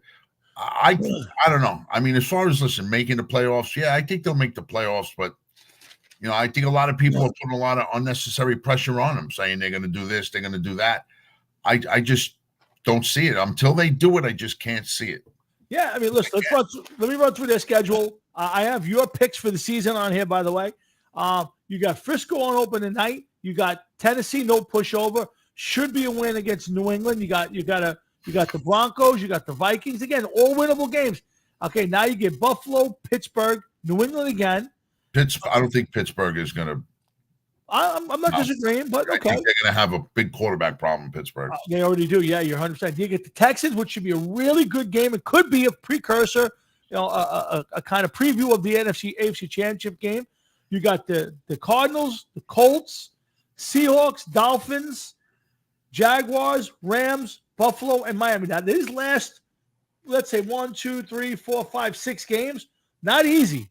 Your last 6 games, you're playing Seattle, who might be fighting for a playoff spot. You got the Dolphins, a division, right? You're in your division. That's at Miami. You're at Jacksonville. That's not an easy game. Who? Which one? Jacksonville? Yeah. You got the Rams, who some people picking to go to the Super Bowl this year. You get Buffalo at Buffalo, and then you're home to finish up with Miami. Again, the last 6 games, hopefully they're in a position where 3-3, 4-2 is good enough. Do they run the table? I don't know, but I'm just saying there's a little bit of a test early, and there's a big test at the end, and then in the middle they have a chance to really put some meat on the bone and giving themselves some space. So, well, we will find out, man. Yeah, we'll find out. And then until we find out, we can only speculate what may happen. But I just really think that until we see where they are, and you'll know how they're playing after the first game. Absolutely. Do they look like they know what they're doing? Do they bounce back if they give up a couple touchdown drives? Are they competitive? We'll see. Yep. Joe, I don't know about their offensive line. That's one of my – so here's my Jet issues for the year. Rodgers, health and age. We should find out what Robert Saleh is and can he coach. I'm not sure if he can coach. We're going to find out. Their overall team health has been okay. I mean, obviously losing Rodgers was a big piece last year, but for the most part, defensively they stayed very healthy. And here's another one that nobody's talked about. They let the kid Huff, was it Bryce Huff, go, and they traded for Hassan Reddick, and he's not there. Now, he may show up at some point, but we all know how that goes. He shows up, plays 6 plays, tears a hamstring, he's out for 3/4 of the season. That was supposed to be the guy who's coming in. Now you're stuck with, or now you're relying on Jermaine Johnson, Will McDonald to be that pass rush guy. Will McDonald is a big question mark.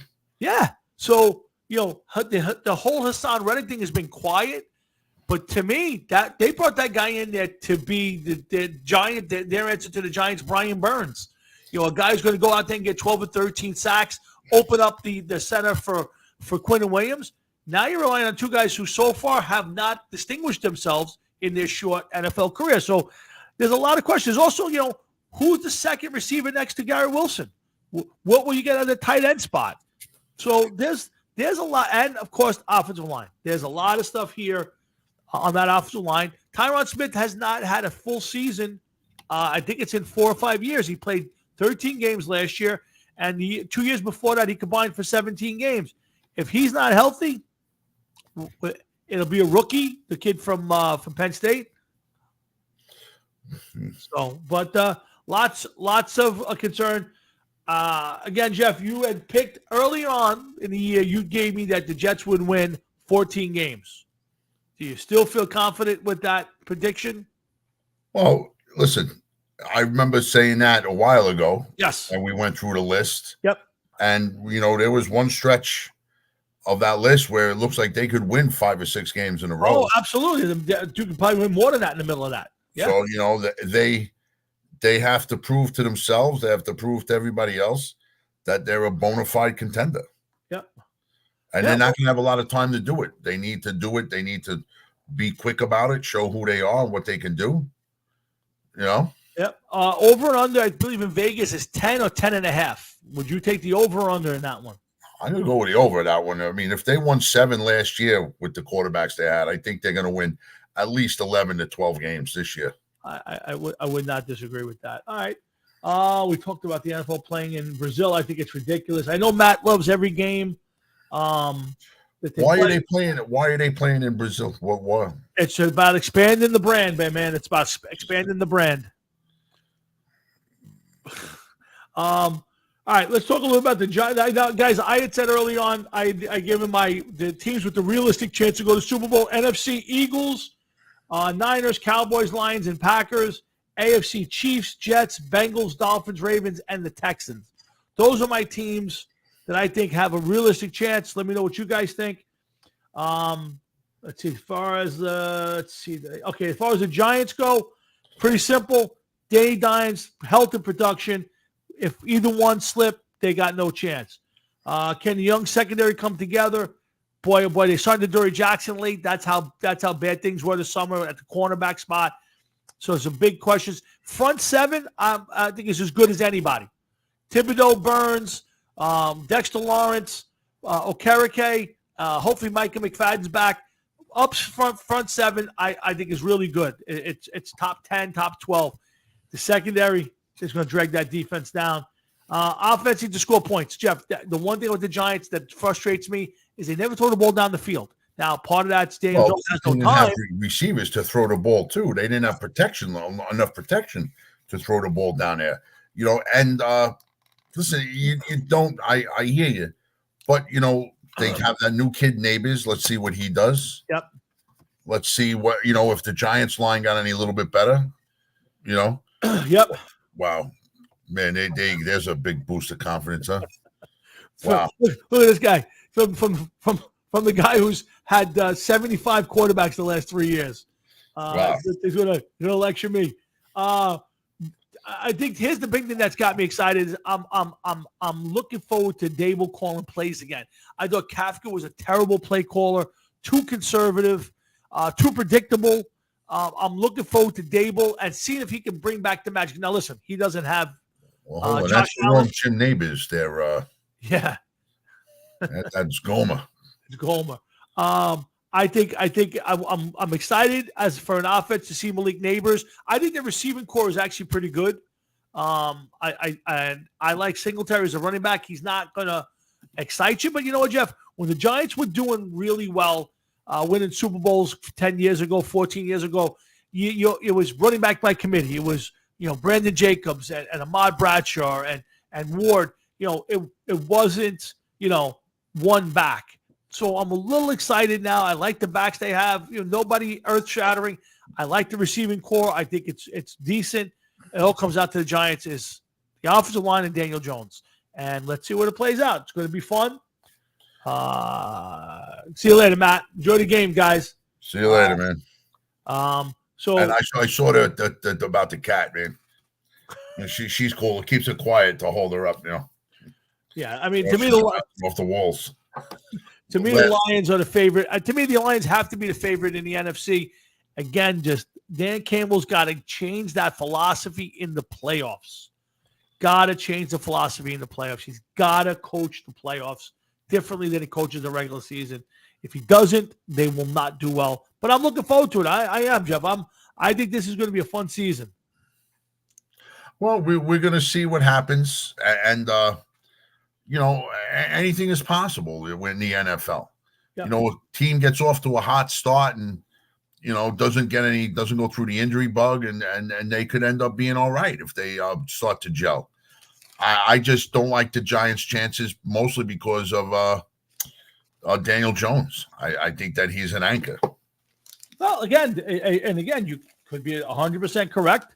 I think if he's healthy and they protect him, I think Daniel Jones will have a 3,500-yard, 26 touchdown combined season if he stays healthy. I think this is going to be a good year that way. If he doesn't, then he won't. And again, of course, if the offensive line stays healthy. The problem with the Giants has been their health. I mean, first game last year, they lose Andrew Thomas for 7 games. Evan Neal was a horror show. Schmitz, the rookie center, gets hurt. I can't even tell you how many different offensive line combinations they had last year. Jones gets hurt in week 3, comes back in week 6 or 7, and gets hurt for the season. There was no chance. Let's hope for a better start. Are you surprised they kept that kid Tommy DeVito? Matt, what I mean about the Lions and Dan Campbell was, you can't go into the regular season. You can go to regular season and you could go for 4th down in a big spot against the Buccaneers or the Saints or the Falcons even, and you can take that chance and still win the game. You can't go into the playoffs in an NFC Championship game against a team like the 49ers and have the same philosophy where you go, okay, instead of taking the field goal and put myself up by 3 scores, I'm going to go for it here because that's what I do in the regular season. Your philosophy has to change based on the game and the situation. You can be a coach, but you cannot take that same philosophy in week 6 and apply it to a different team in the NFC Championship game or even a division playoff game. It's one and done. You have, if in the regular season you're up 2 scores and you want to try to pile it on, you want to go for it on 4th and 1 instead of kicking the field goal and going up 3 scores with 8 minutes left or 7 minutes left. Okay, well, you're confident. To me, when you're facing the 49ers, the number 1 seed in an NFC Championship game with the Super Bowl on the line, you have to play the game situation, not what you would do in week 6. That's what I mean. And that's what Dan Campbell did. And that's why the Lions went home. If he had played that by the book, the Lions are in the Super Bowl. Would they win? I don't know. But that's what I'm talking about. And that's what he has to change, that philosophy. You cannot coach the 19th game of the season the same way you coach in week 3, 4, 5, or 8. It doesn't work. That's a bad philosophy. Sorry. So that's what I mean. No, you're not, Frank.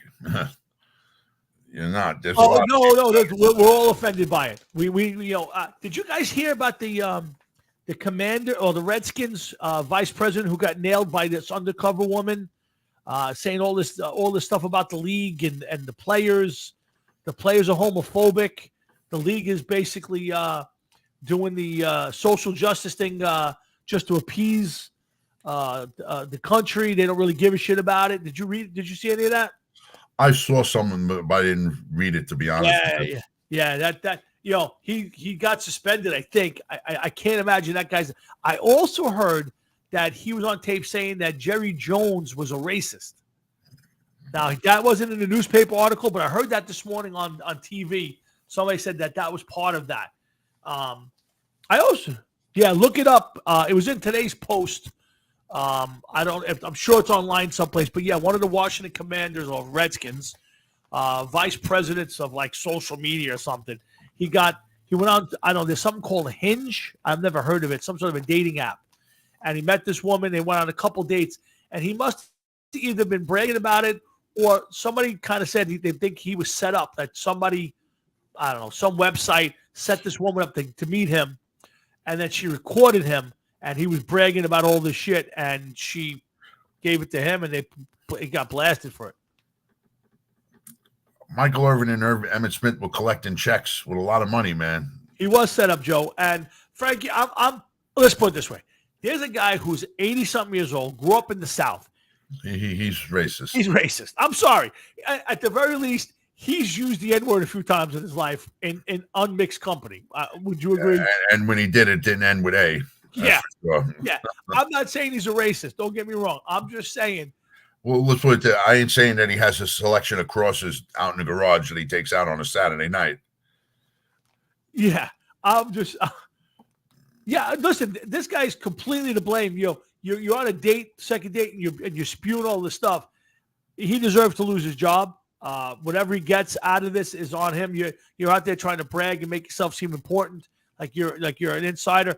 And it wasn't given away really, other than the Jones thing, again, which wasn't in the article. It was just like, what are the NFL thinking of? What do you think of fans? Most of them are alcoholics and they're mouth breathers. Although most of the players are, young white guys who love Jesus and hate gays, and the black guys are from low income and they're homophobic. It was like everything you shouldn't say. Like it was just everything you shouldn't say. Sometimes there's how many of these guys that are affiliated with football are just looking at it as a job. So for this guy to say it, he probably doesn't care if the team wins or loses as it is. Yeah. He's probably just there because this is my job. This is what I do. Oh, 100%. Yeah, no. Listen, I'm not disagreeing, but that picture, Jerry Jones, 1950, got a pass from the Blacks. I don't know that picture. I'd have to look that up. But to me, again, at this point, I'm not saying Jerry Jones is a racist. I'm just saying he grew up in the South in the 40s and 50s. He didn't have an open mind. Yeah. If you think he did, you're not thinking clearly. There's no way under the sun with the history of what happened earlier in the 1940s and 50s and 60s that he was watching up front with equal rights for everybody. I don't believe that either. Not unless there's video or pictures of it happening. Yeah, I'm not saying. I'm sure he loved those guys. They made him successful, but I don't think you could also be the owner of a very successful team in Dallas with those players and have your players know you're a racist. It's impossible. So I'm not saying he's a closet racist. I have no idea Jerry Jones as a person. I'm just saying just look at where he came from and where there's definitely some stuff to think about. But again, I have no knowledge, not accusing the man of anything. That I've never heard him say anything derogatory. So let's leave it at that. But this guy, you guys get a chance, read the article. It's pretty interesting what he said and all that stuff. So Jeff, we got about a half hour. Let's run through quick of the divisions. We'll kind of talk about the teams, make some picks. Again, I don't have the game on, Frankie, because it's behind me, so I'll catch it after. I'm rooting for KC tonight. I can't, So Jeff, as a Jet fan, would you rather see Kansas City lose tonight, a team that you have maybe fighting for the conference, or would you rather see the Ravens lose, a team you could be fighting for a wild card later on. Well, Which team is either team could stand in the Jets' way come the end of the season. What team would you rather One way or another. You gotta say the Chiefs, no? Their biggest chance to win it all. The Chiefs are pretty much a given to get into the playoffs. I believe there was a season or two that the Ravens didn't make the playoffs. Yep. I would be more worried about the Chiefs than the Ravens, but as far as if the Ravens are successful the rest of the year and the Chiefs are, the Jets may have to go through both of them. Yeah. So, I really don't think that the game one of the season is going to make that much of a difference to whoever loses. They have plenty of time to rebound. I mean, I understand what you're asking, but yeah, if Kansas City is in the championship game, AFC championship game, I'm not going to say it's a given that they're getting to the Super Bowl, but they have so much experience at that time of the year in those kind of games that doesn't matter if they were 1-7, 1-16, or 16-1.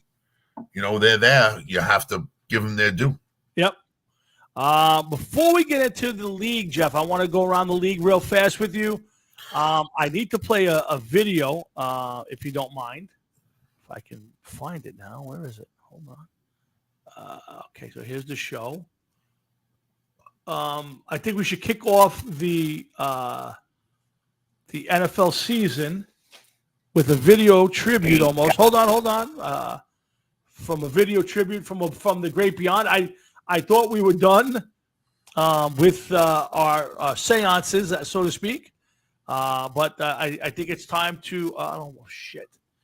It's not loading. Why isn't it loading? Damn it. Hold on a second. I have to go a different way. Boy, Jeff, we might have some technical difficulties here. Let's see. Let's hope it's not a sign.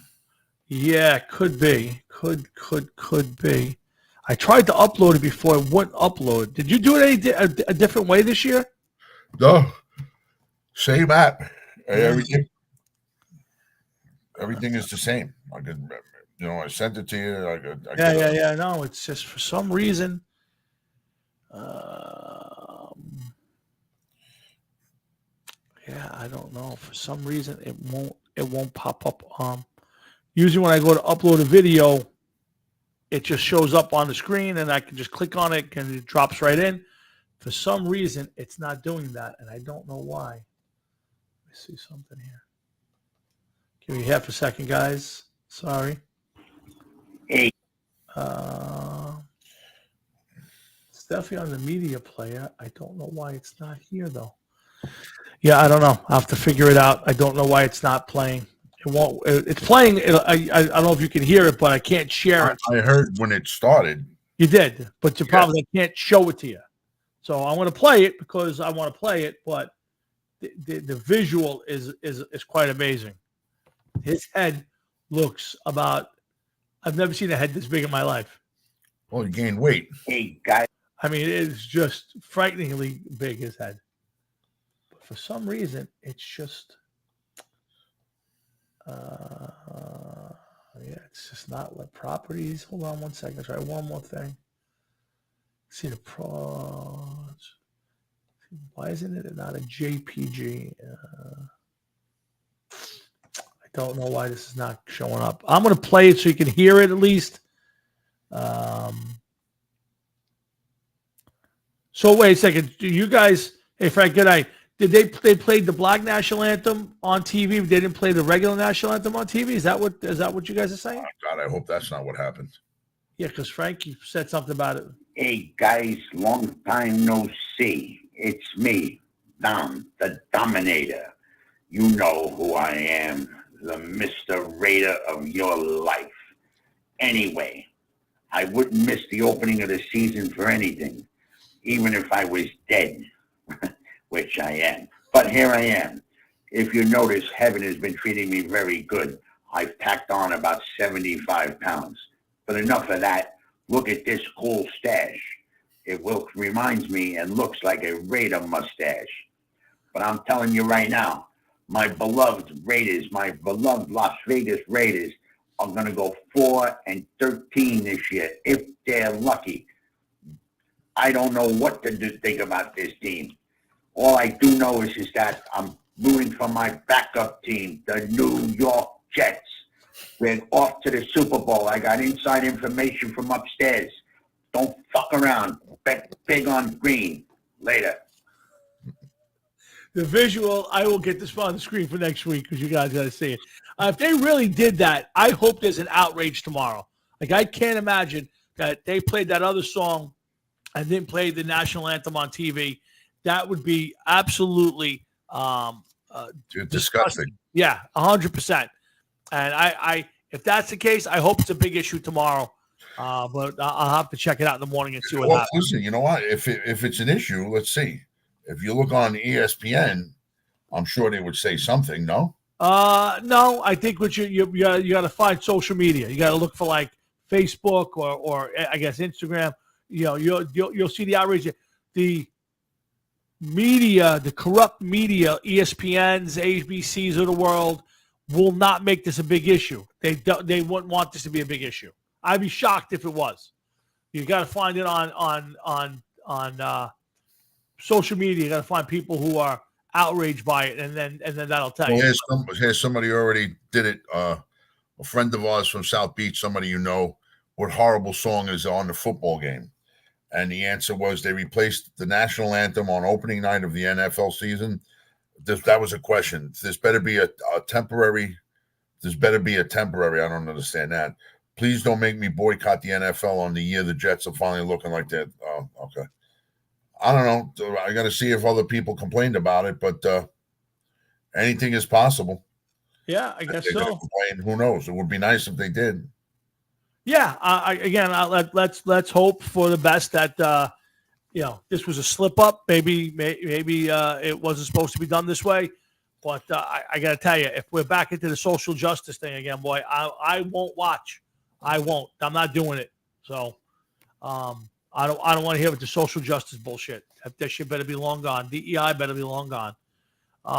Let's just go out, watch football, play the national anthem, and be done with it. If you don't want to show it, don't show it. But don't show me that, and then you're gonna not show me the national anthem. So be very careful what they do. It's over. It's over. I'm not disagreeing. I'm definitely not disagreeing with you. So you can get mad all you want. It's not going to change anything because they're going to conform any which way that they have to keep others happy. Nope, I got you. By the way, I don't know if you're interested. The Reverend Horton Heat is going to be in Asbury Park in September. I know you're a big fan of the Reverend. I've seen him down there a couple times. He's playing at the bowling alley. He's playing at, Asbury Park, it says. It doesn't say what venue. It just says Asbury Park. Thursday, September 22nd at 7 p.m. It's probably going to be Asbury Lanes. I've seen him several times before. Great show. Oh, I see Joe Lawson's post. What horrible song is on this football game? Okay. Yeah. Let's see, anybody? It's a shame, man. Yep, there's people starting to file onto it. Okay, all right. Well, we'll monitor that. Of course, we'll definitely be talking about that next week if this is the case. Okay, next. So Jeff, we got about 15 minutes. Let's run through the league real quick. Have a little fun with the divisions. See if we get do some picking. So, AFC East real quick, Jeff. Jets, Dolphins, Bills, Patriots. I think it's Jets, Dolphins, Bills, Patriots just that way. I believe the Jets have too much. The Dolphins are up and coming, but they'll fall a little short. Bills lost too much. What do you like in the AFC East? I could go along with most of that, what you said, except I think that people are taking too much away from the Dolphins. You got Tyreek Hill over there and Tua and Waddle. I mean, come on. They got some of the fastest receivers in the league. I would definitely not want to step on the field against them, especially that receiving core. I'm not saying that Tua is the next Tom Brady, but, if he stays healthy, I don't see a reason why this team can't be mentioned as a contender.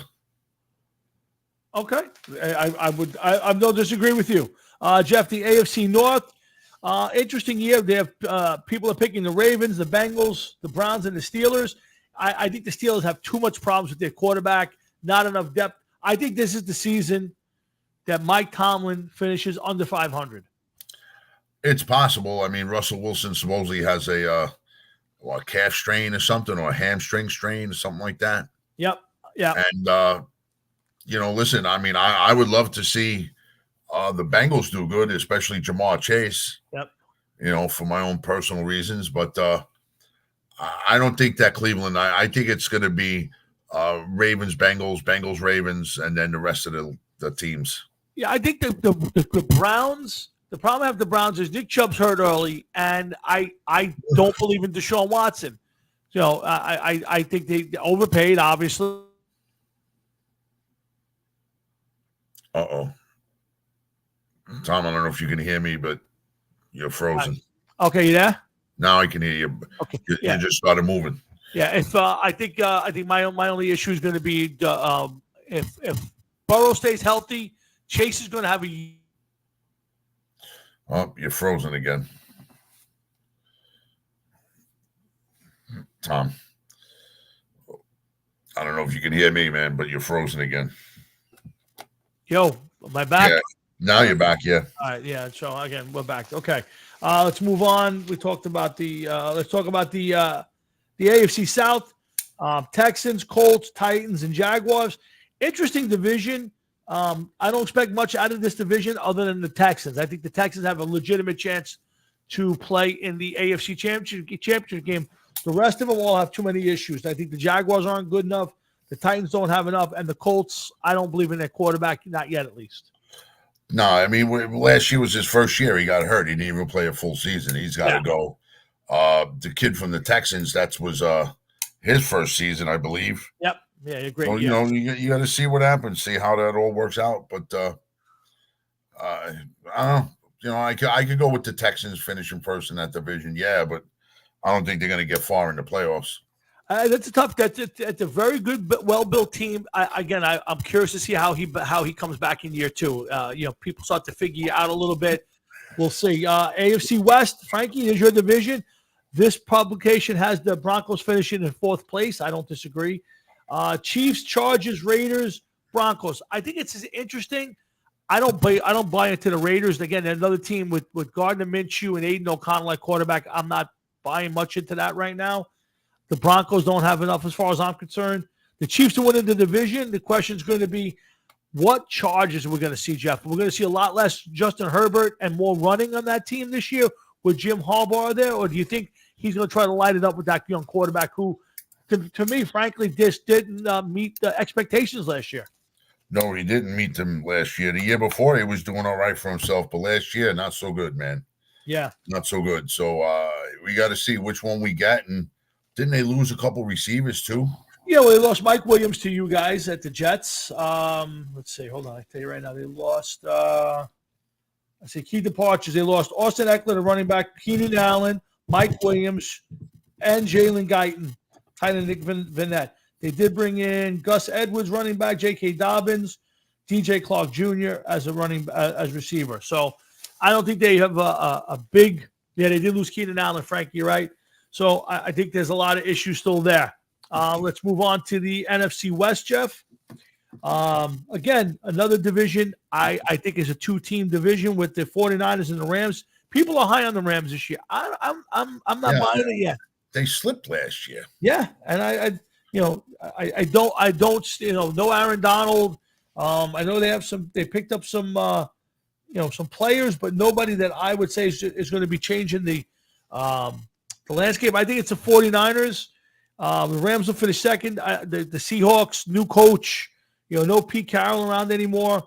The Cardinals, I don't know how they stuck with Kyler Murray, Jeff. I just don't understand why he's still there, and they gave him the big contract. So to me, 49ers run away with this division as far as I'm concerned. I think the guy that I'm playing with the first week of the season, his starter is Kyler Murray right now. Oh, really? Yeah. Look at this. Wow, Frank, open the window. I think the carbon monoxide's getting to you. Something's getting to you. Your dog got fleas or something? Yeah. Holy cow! All right, NFC South. I don't. Matt's high in the Falcons. I don't know. Buccaneers, Falcons. A lot of people are. Yeah. I guess Kirk Cousins makes a big deal because they finally gives them a legit quarterback. And I love Bijan Robinson. They got some talent there. But people are still picking the Bucs to win that division with Baker Mayfield. The Bucs ain't exactly the most talented team. If you can't win your division, I can't take you seriously. Yeah, well, listen, I mean, who you really got in that division? I mean, the Buccaneers, they made the playoffs last year. They won their division. Yeah. I don't see anybody else in that. Who? Carolina? They're out of it. Yeah. The Saints, maybe Atlanta. Maybe. Well, yeah, I mean, again, That's how upset is maybe Cousins going to be that they drafted that kid in the draft. Yeah, and again, do they have a short leash? If they come out of the block 1-3, and again, not hard to turn it around 17 games after you 1-3, but do they pull the pin too quick on Cousins and go to the kid? And then what does that do? Is the kid hanging over Cousins all year if Cousins slips just a little bit? I think it's a smart move by them to draft their quarterback with Cousins there. I think it was a smart move, but it could backfire. It could. I mean, listen, Cousins, if he comes out a little flat, maybe he gets upset and he's afraid to play and make adjustments to fix himself up. Who knows? Okay, yeah, fair enough. You don't know. Yep. Jeff, NFC North. I think this may be a very competitive division. I love the Lions, so they're my Super Bowl pick. The Packers, the Bears, and the Vikings. They all could be decent teams. I don't think the Vikings have a quarterback on the roster with Sam Darnold. Their backup is another journeyman guy. Ugh. So I'm not buying into that. The Bears with a rookie quarterback coming off of what they win last year. 7 wins last year. I don't buy into this team. So I think it's Packers, Lions. I think Lions win the division, and the Packers have a lot to measure up to for last year. Are they as good as they were? Beating the Cowboys in Dallas. It's a lot of pressure. What do you think about the NFC North? I gotta say the Packers, Lions, Packers, and I think that the Vikings are going to finish last place, and I think that Chicago is going to be a little bit better. Chicago tried to get that team a little bit better. I think that'll, give it a year or so, maybe they will be better. They definitely didn't take a step backwards. Let's put it that way. No, I mean they've got Caleb Williams and Roma Dunze, which was one of the top 3 receivers in the draft. So they got that. They picked up DeAndre Swift, Keenan Allen. So it, and the key departures, they lost Justin Fields. I don't think that's a pretty good departure as far as I'm concerned. So yeah, I don't think that's a real loss. Yeah. So how long before Tommy Two Thumbs is quarterback of the Giants? Joe, it's not a bad pick. I don't think it's far fetched. There's a chance the Lions can regress this year. So I would not argue that. I still think the Lions are the better team. Regular season, Frank, you can talk all you want. You'd love to have Tommy DeVito over Bo Nix. You admit it. You'd love to have Tommy DeVito, a proven NFL quarterback, against your guy. I heard that before Bo Nix came out this season, he filed for Social Security. He wanted to make sure he got his benefits paid. Because he was funny. What was he, like a 12th year senior in college? 12-year senior. He was a 12th year senior. There's a guy playing in college football this year. I just watched him this weekend. It was his 8th year in college football. And that had to be I think the most disgusting thing I've seen in a long time. How does that happen? Yeah, he got like redshirted once or twice. COVID year didn't count. He was back on like his 8th or 9th season in college football. He was like 26 or 27 years old. What's disgusting is just that he didn't graduate yet. Never mind that he's still playing football. I don't have a problem with him playing football because he's probably never going to make it to the NFL. He'll be too old. I got a problem with him not graduating. How fucking smart could he be? It's a good point. I didn't think at that point. Yeah, it's a good point. Listen, unless he's putting doctor in front of his name, think about that. The last division we'll hold it for last is the NFC East with the Eagles, Cowboys, Giants, and Commanders. I think it'll finish something to that effect, Jeff. I think the Eagles or the Cowboys, you can flip them. I do think the Cowboys will probably win the division. I don't think the Eagles are good. I think in my heart, I believe the Saquon Barkley thing will blow up on them for a lot of reasons. For free agents, big free agents leaving don't usually do well when they move teams. Well, in this case, I bet you that Barkley's going to get like 1,500 yards easy. Listen, and it could easily go that way. And if he does have that type of season, they'll be tough to beat because they have a good enough team. If he's a huge presence, if he's 1,400 yards, 10 TDs, 11 TDs, they'll be a very, very tough team. Not only regular season, but in the playoffs because he will make them that much better. Fucking Frank is all over you, man. Okay, and no, the Giants are not going to be last. The Giants will be finished third in that division. They are better than the Redskins, and they will finish better than the Redskins. I do not think they are good enough to compete for the division. I think they could be a 9-win team, and that might get them a playoff spot. That's my prediction. I got to be honest with you. I think the Jets. I think the Giants are going to finish tied for third in that division. The problem is that they're going to tie third with the Redskins, while the other two go to the playoffs, and everybody else is 4-13. Yeah, I disagree. I think the Giants will be better than that this year. Again, I would have thought so last year, but Matt, congratulations. Matt just won some money on the Derrick Henry touchdown. I guess the Ravens scored a touchdown. I will put that on 9 wins, or maybe 4. I disagree, Frank. We'll find out. I think you're talking about your fantasy team with 4 wins. I think that's what you're referring to. Let's talk about fantasy football real quick. Frank Catalano, week 3. I am looking forward to getting my hands on you, boy, and destroying your team. I looked at your roster and I laughed. I told my wife some of the guys that you had on your team, she actually fucking couldn't breathe after 5 minutes of laughing so hard. Very true. I'm not worried. I'm looking forward to week 3 and 4, so I get both you guys 1, 2, 3, and I hope I play you each like 3 times. I'll tell you right now. I told you before. I'll tell you this again. Daniel Jones makes his debut for the season week 4. I don't care what he does the next 3 weeks. I'm starting Joe Burrow.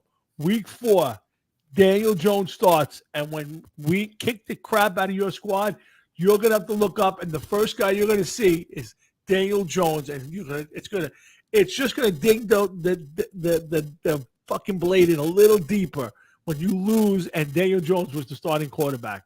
You're just gonna dig the blade in a little bit, just a little deeper. Listen. I'm not worried about it. I'm not worried about that. He may get injured by then, or he'll have already thrown his 28th fucking interception by that time. Who knows? They may even be cut him by that time.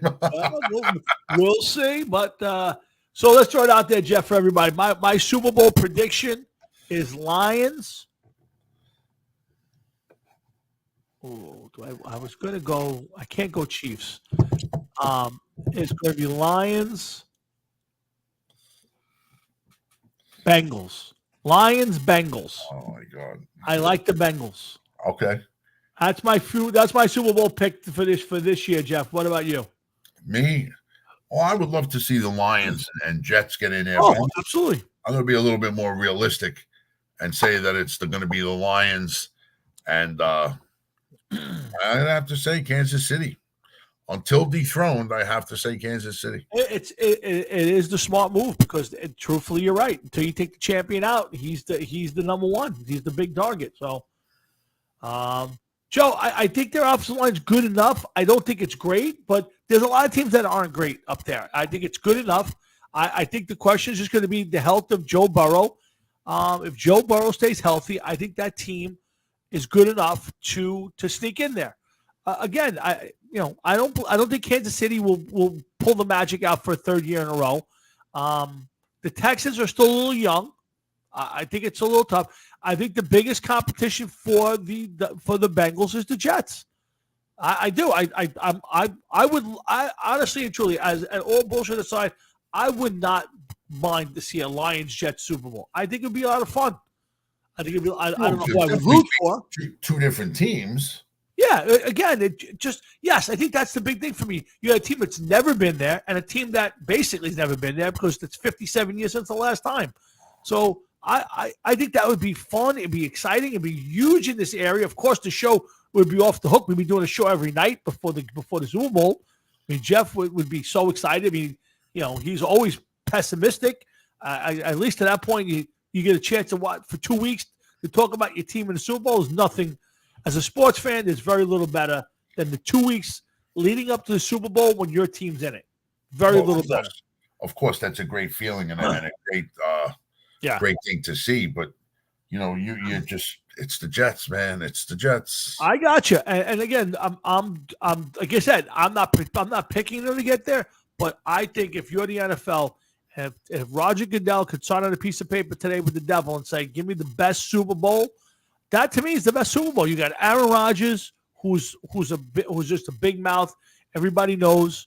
You got the Jets, who haven't been there forever, and then you're gonna have the Lions, a team that's they're on Thanksgiving every year. Everybody knows them, the hapless ones, and they've never been there. I think it would be a blast of a Super Bowl. Broncos, Giants, and both. Yeah, I was just trying to read that too. Well, Frankie, maybe your Madden will start working again, and you'll be able to play that because there's no way either one of those teams are making the Super Bowl this year. And I love my Giants, and I'm realistic. Your team isn't even going to finish in the top 3 in the division, let alone, win the division, win the Super Bowl. So anyway, Jeff, it's been a blast. Yes, it's another good show. Again, football season. The whole atmosphere of our show changes. We can spend 2 hours every week just talking Jets and Giant football, not even counting everything else. So from this point till February, I'm looking forward to every week. It's going to be a blast, and we're going to be able to root for our teams, not only the Jets and the Giants, but the Blackest Sabbaths versus the Hard Rock and Sports Show. There you go. So let's do it, Frankie. Yes, good. Let's go Mets. Listen, they're playing good ball. Let's hope they run it through the month of September. I would love to see Yankees Mets in the playoffs with a chance to get to see each other again. I think that would be a blast. The Yankees they're going to get there. I don't know about the World Series, but they'll get to the playoffs. The Mets had a lot of work to do, but let's hope they keep playing that way. I'd like to see Major League Baseball reseed the teams as a tournament more so than league versus league. Yeah, I agree with you. I don't like it no more. Jeff, I think in most leagues, hockey, basketball, baseball, I think you can do that. I think at this point, with the interleague play, I think you just seed the teams and you just run it in a tournament process and call it a day. Yeah. Football, you got the 2 leagues still. I think it's I still think it's more fun this way for football, but the rest of the sports, I would agree with you. Just seed the teams, and we have a better chance of getting a better game. Think about it. Sometimes the best football Super Bowl would be the AFC Championship game or the NFC Championship game. And you don't get to see it because they have to play each other. Yeah, I agree. But listen, guys, it's 2 hours. It's been great. I want to thank all you guys for chiming in and hanging with us for tonight. We've got more and more people doing it every week. It's a lot of fun. We look forward to doing this for the next 6 months. Good luck to everybody in your fantasy leagues. Good luck to your teams. I love all you guys for breaking balls. That's what this is all about. This is what I love to do on Thursday nights. Hang with Jeff and you guys, break each other's balls and talk some sports.